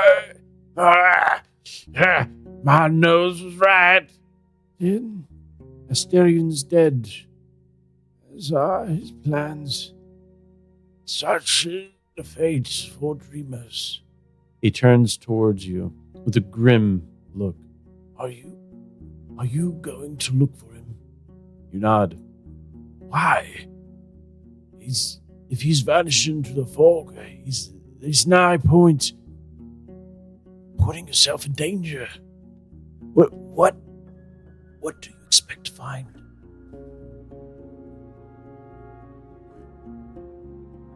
I will only share what information is necessary. I'm trying to make him disappear. They deserve to face justice. If he's dead, I want people to know it. I need to know what kind of danger he encountered.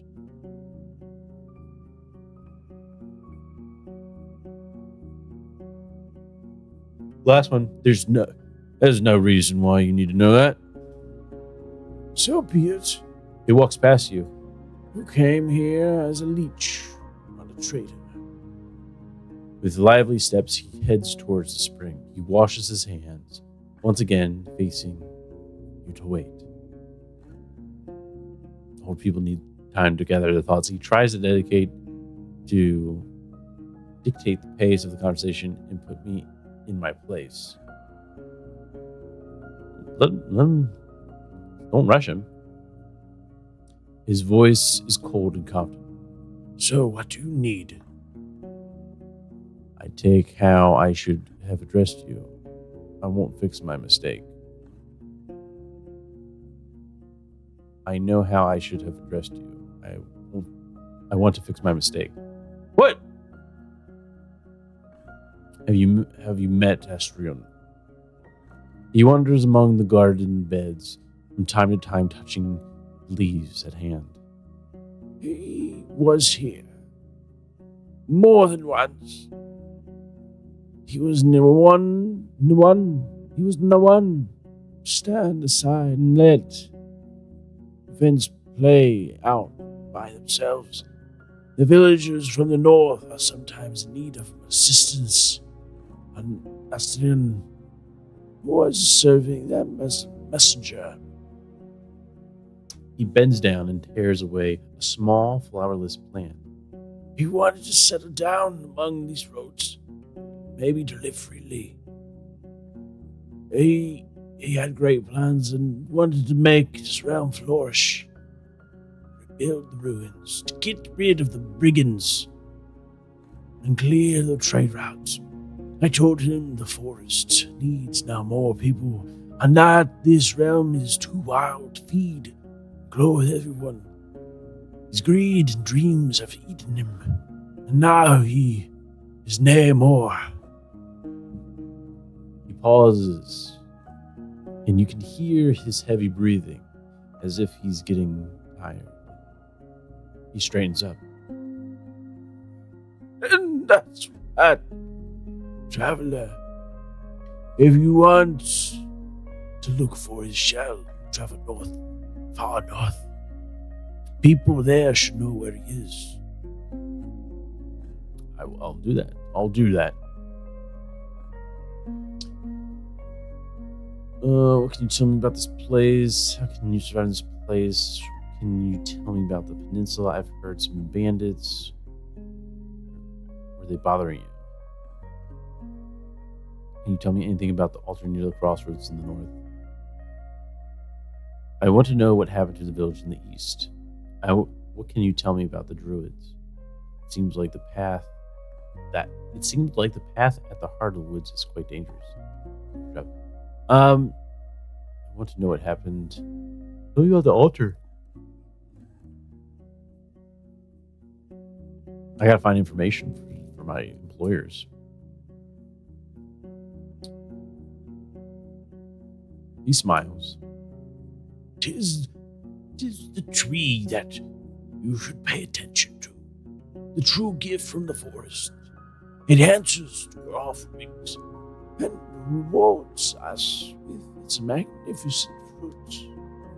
They heal both shell and soul, and make anyone who eats them stronger than they ever were.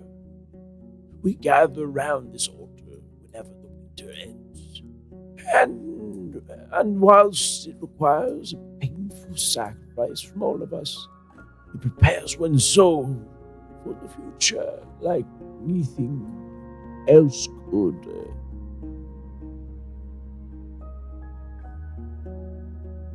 How can you survive at this place? What can you tell me about this place? Tell me about this place.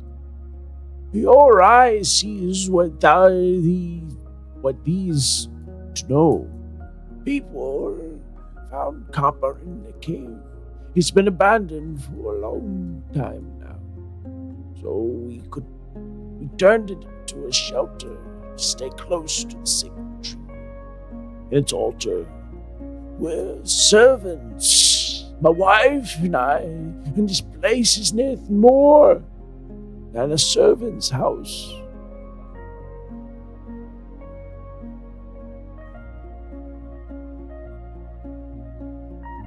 I've heard some bandits.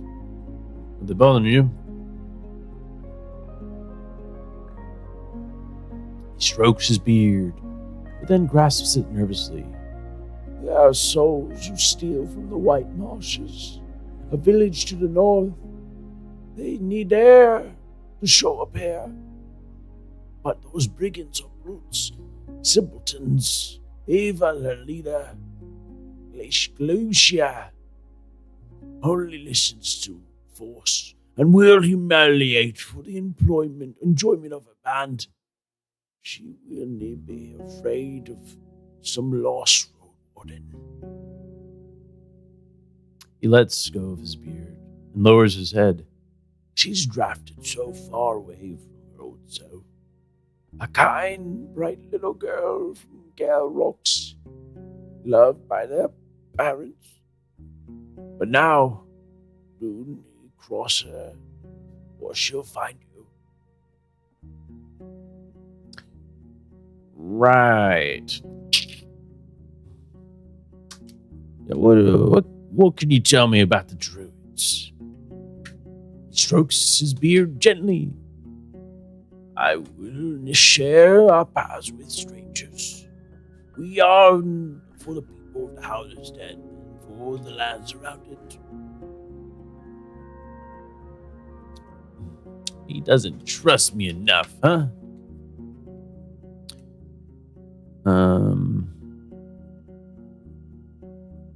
Yeah, can I rest here? Why would I allow a stranger to do such a thing? I'm not allowed to enter the cave. Well then, I'm out of here.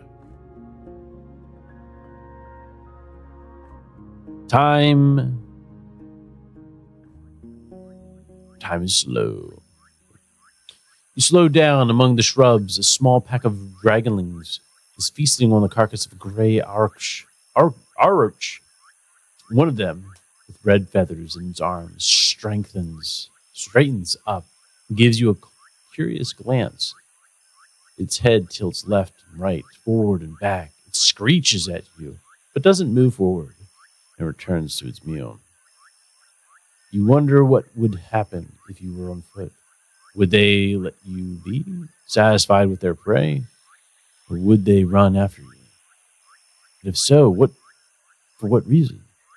For now, you have enough space to move forward, yet stay safe. The powerful jaws break the monster's bones loudly. and bites off the shallow chunks of meat. I ride forward, but I keep a distance and look over my shoulder.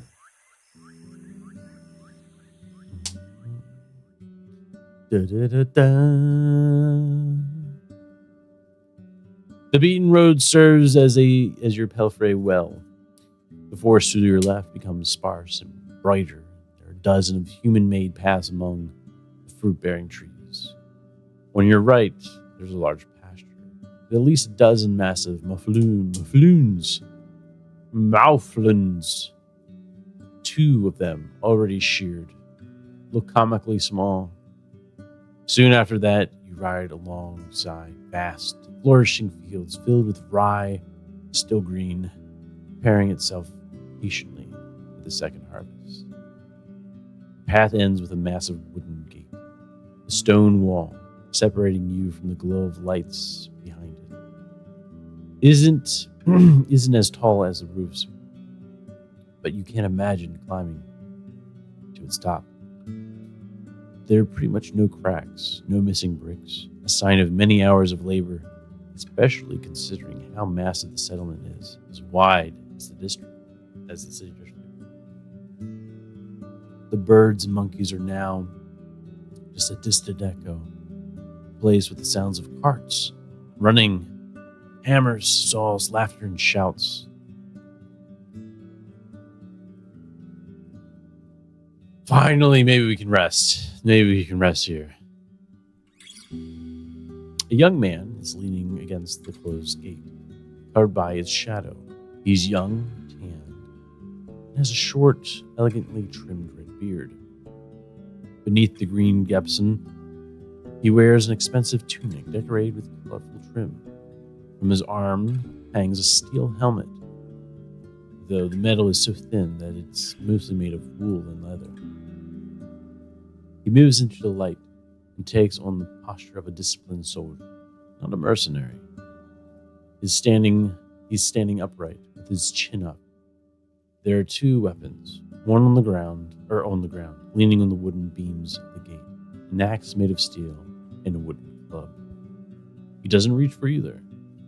You dismount smoothly, still having some vigor left. Henry holds his tail high. A narrow path leads north towards the 2 field workers, one with a hoe and one with a pitchfork. They wave to you. You can't see their faces, but their clothes are simple, gray pants and vests, made from hemp and wool.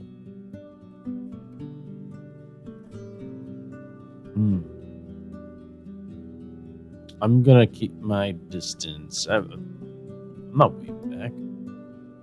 I didn't ask for this.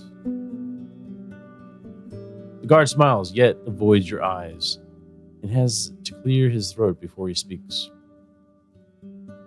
Welcome, traveler. Welcome, traveler. If you're here to make trouble, Hallisdale welcomes you.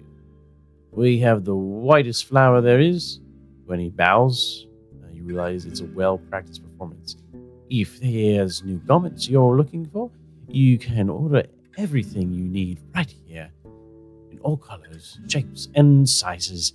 Capes, boots, vests, robes, or if you're yourself a master of the needle, I can assure you that we have fabric you're looking for.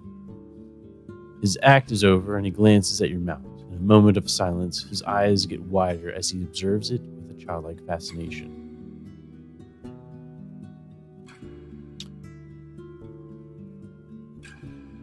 Keep it to business. Just tell him what. Don't get friendly. I'm Wilhelm. You're no Roadwarden. Just want to see you, man. Is all right. City folk, guy. The mayor is busy. But I'll ask her. Give us a moment to let you in.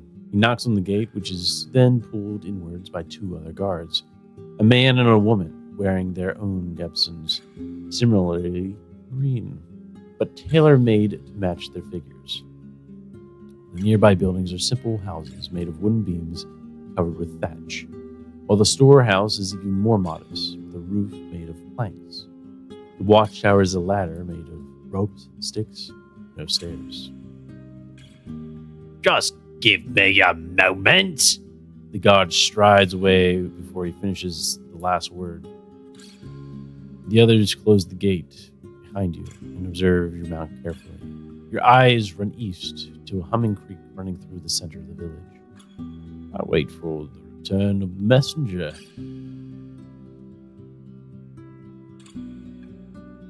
Coming soon, eh? These Howler's Creek. The guard, like most of the locals, is taller than you. Wide, But shallow. Yeah, there's never been a floor in years, Potter. Oh shit, this is the kid again. Fuck! Calming sound, eh? It's Howard's Creek. The guard. Wide but shallow. There's never been a floor in years. Paul told me there used to be no bridges. Neighbours crossed it and their boots in their hands, and 'tis clean like a raindrop. But there ain't no many fish. We're the cleanest village in the north. I don't know. Her champion chuckles brightly. When the guard returns, he's still alone. She can just come now. A friend of mine is a neighbour, eh? The mayor wants to be there when the child writes, and I was asked to show you the village. Fine. He approaches the watchtower. Tie your mount out. We'll keep the kids away. Most of the neighbours are getting ready to celebrate. Once you're done, he grabs the rope ladder. The view from up there is gorgeous. And I think my knife. It's a trap. I'll get in first. What? I mean,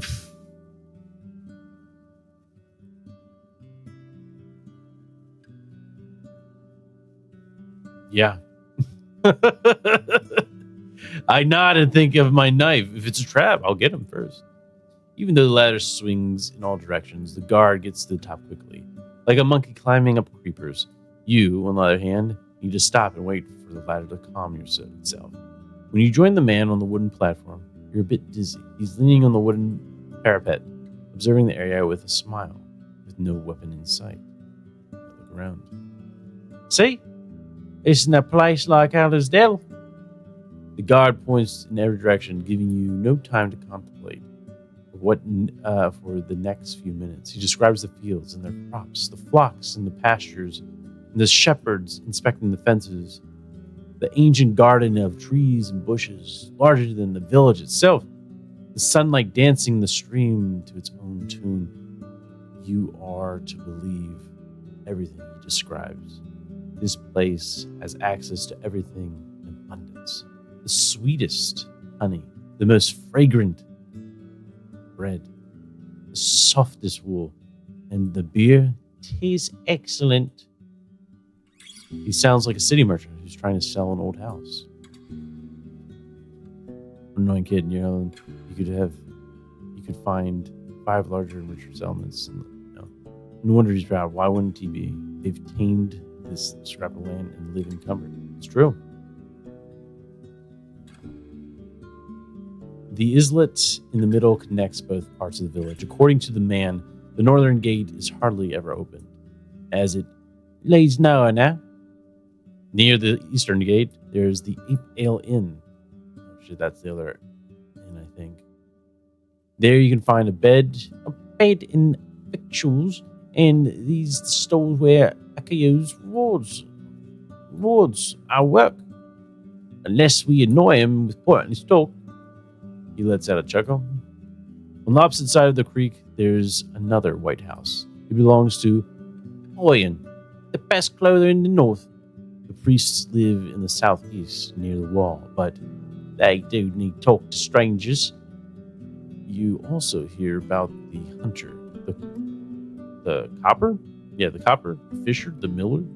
The pie maker lives with his sister, the baker, the smith, and her husband, and the carpenter live with their kids. Some of the larger buildings could accommodate 2, maybe even 3 generations at once. There could be more than 100 dwellers here. You consider stopping his speech, but he suddenly points at the islet again. Hey, see? The mayor's coming. The one wearing the purple. Before you join her, traveler. For her. You try to get down quickly, but 2 steps are enough to make you sure that it's a bad idea. You wait for the ladder to find its balance. Relieved when you touch the ground again. You untie your belfry and follow the guard. You pass a small pasturage surrounded by a wooden fence.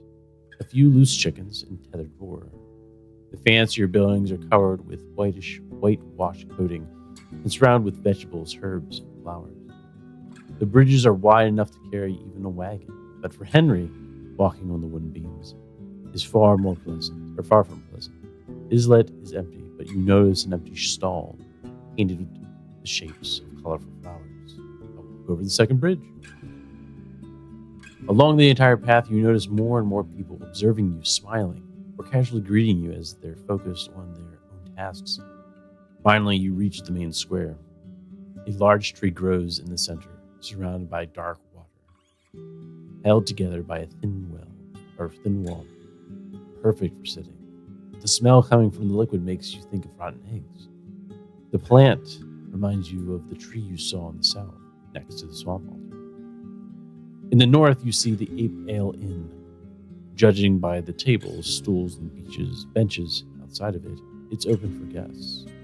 The villagers are chatting and dining loudly, and you catch their curious glances. On the side of the dining area, the merchant is arguing with a tall, broad-shouldered worker. An old man is sitting by himself, eating a pie with a walking stick leaning against the table. A young woman is cleaning the empty mugs in the kitchen, speaking with a man at least twice her age, maybe her father. So I need a spot to tether Henry.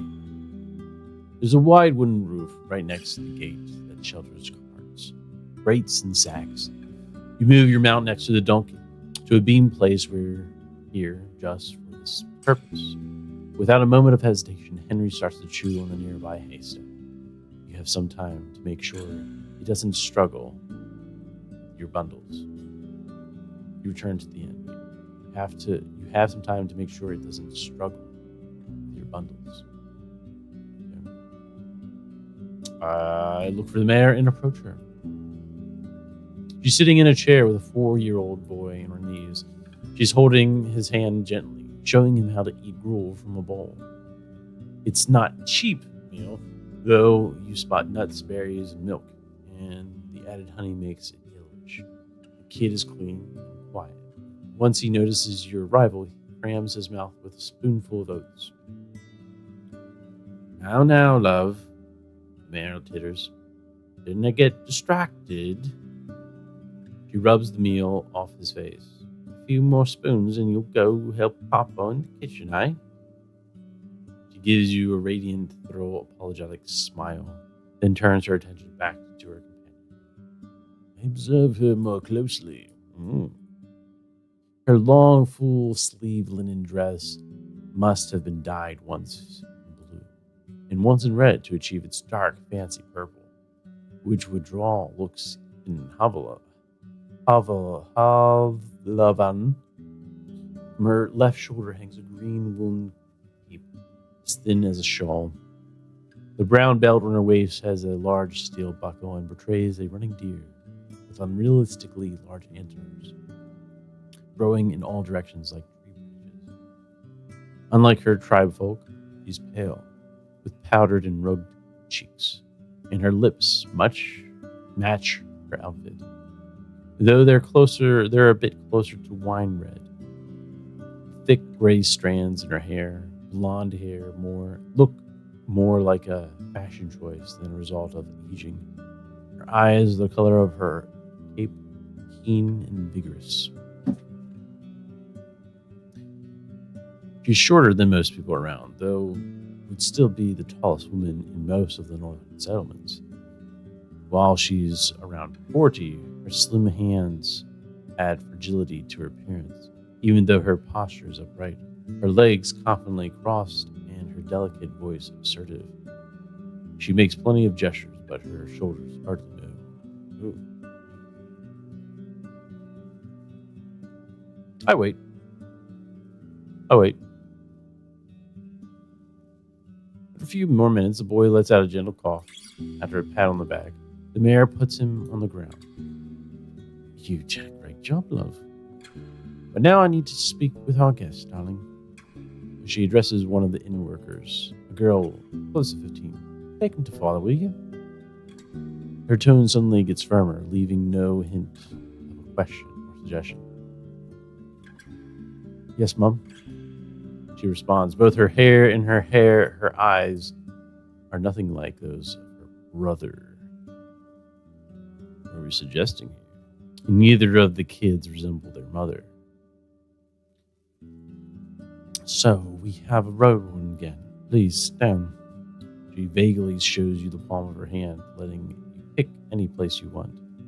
Since I'm her guest, I sit on the bench next to her. I sit on the stool opposite her. I'm here as a trade partner.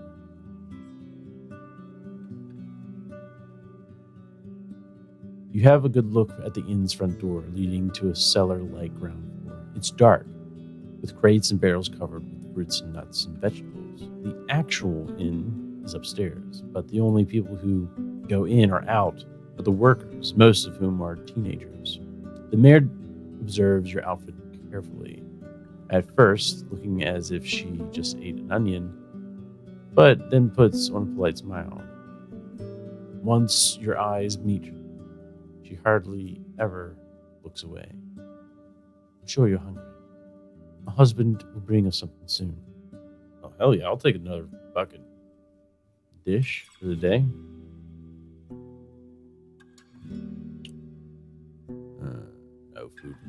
No food is free.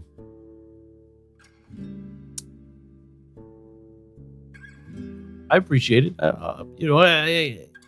We're distancing ourselves, but also being like, hey, well, appreciate that. Do need to mention it. Hunger makes me peevish, and day's too nice for that. She taps her chest and looks at a flock of birds that fly above loudly, heading south. As we're waiting, be so good as to help me understand something. Eva, if you're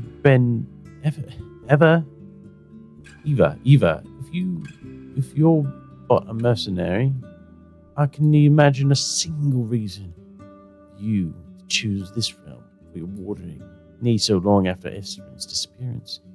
These need glory or treasures to burn in. Pale fingers from a tent on her stomach, then clasped, leaving the forefingers pointed at you. You were sent here by the merchants. They want this peninsula.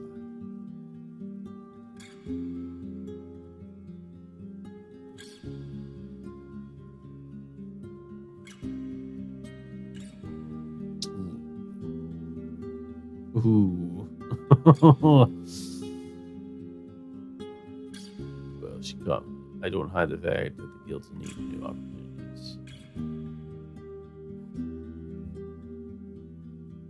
I mean, she seems like a smart cookie. Yeah, she's got me. I don't hide the fact that the guild needs new opportunities. Introduce yourself and confirm her suspicions. War was merciless. War was merciless for all the coastal cities. Now the chief is in agreement with the merchants. Together we're stronger. You touch... Oh, that's me? You touch on the more obvious parts of the potential deal in the city. Taxes, but you draw her attention back to the matters of safety. Keeping yourself, you put your people at risk.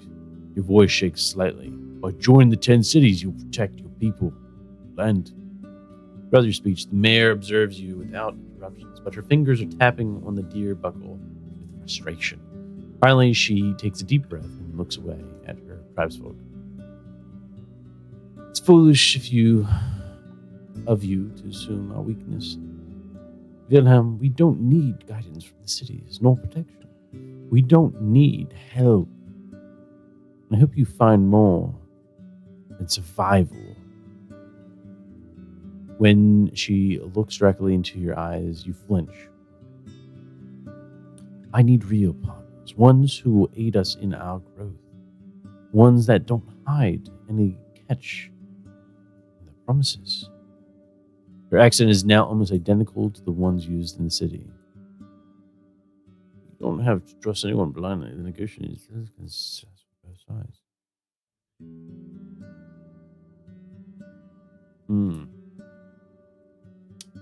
She's the city. She kept me. You're speaking from experience, or so. Do I really sound that confident? She titters and waves her hand by her chin as if you just offered her a compliment.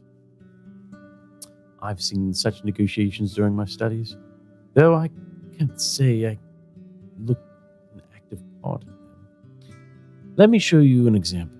She theoretically clears her throat, patting her chest with one hand and covering her mouth with another, then leans forward and rests her elbow, allowing her hands to freely make gestures. You make a deal with the settlement. Flour and wool in exchange for coin and tools. You send the first traders, and they imply that you're ready to pay more for, let's say, parchment. Months later, you want no more rye, just the parchment and wool. We can butcher any more mofons, the locals say. Don't worry, you answer. We'll send you a small flock. Just turn one of your fields into a pasture. As she pretends to speak as different characters, her voice comically shifts, and she has no issue switching between accents. I encourage her with a kind smile, keep a straight face. I like it. She swings her hand above the table. Another year goes by. And while there's more parchment, the village lacks some crops. And the tribe needs not just tools and coins, plenty of coins, but also seeds, and the guild is not satisfied. Sending our wagons costs a lot, and there are more highwaymen now. If you want us to come again, you need more malfoons. Malfoons to sell us their cheese. And guess what?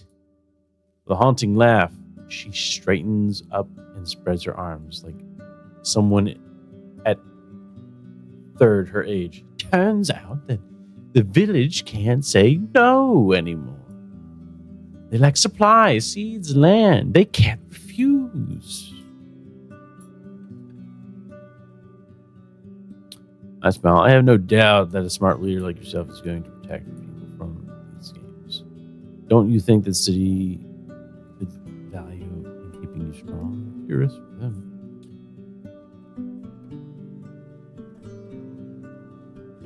I don't say anything.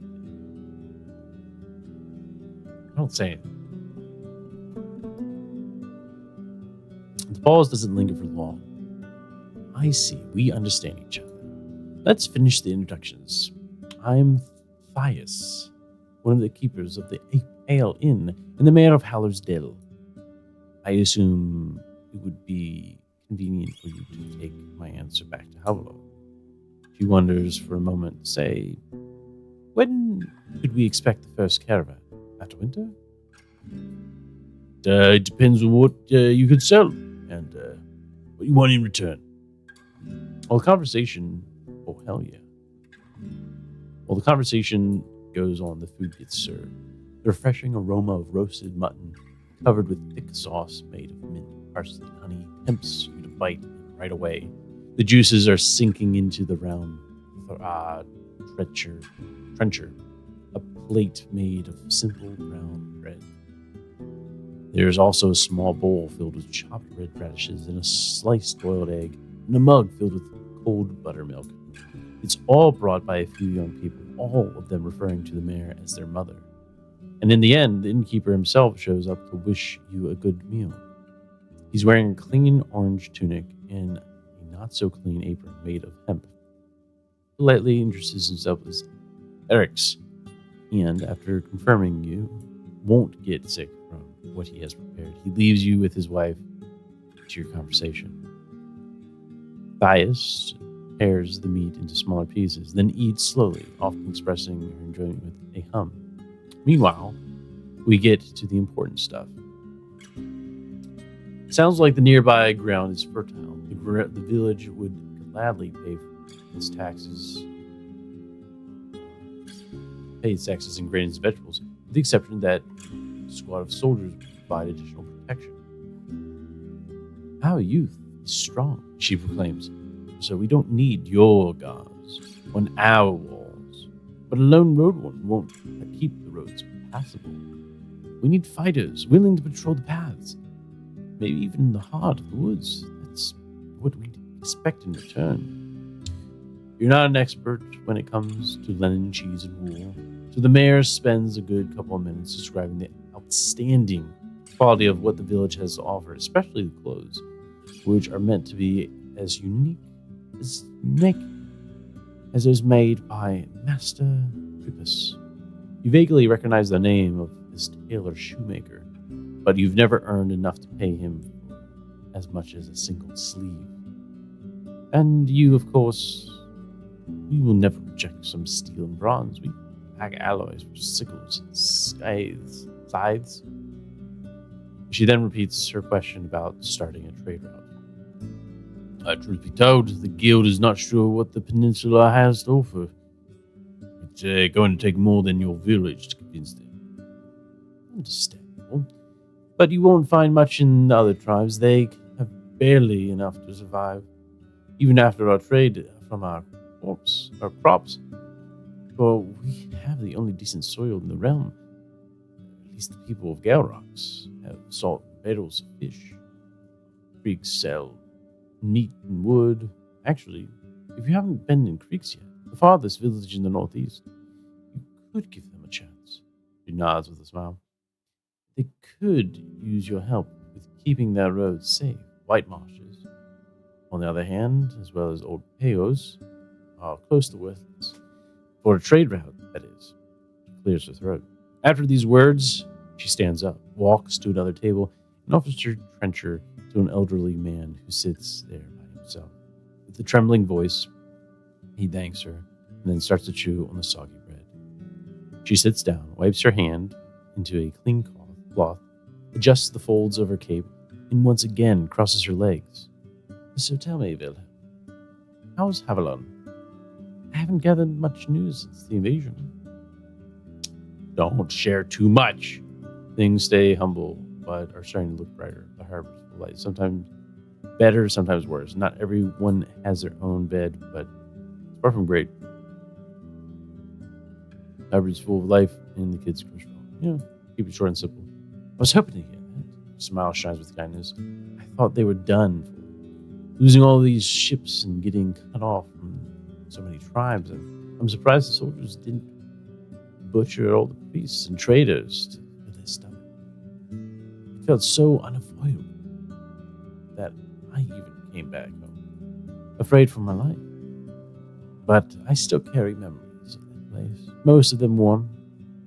I'm glad the others haven't given up. Her smile fades away, and she speaks without looking in your direction, giving you a moment of rest. The first time I crossed the city walls and saw the streets, my soul saw them as if they were made of dragon bones, not stone. All those people, in noise and high houses, and this life happening all around me. But after only 2 years of everything collapsed, first time in human memory, like a burning dollhouse. She pauses, rests her hand on her stomach, and turns back to you. But don't let me drag you away from your duties. Can I help you, Wilhelm? All right. Wow, okay. I was surprised that went on that long. It was gripping. But that's it for me. I go to sleep.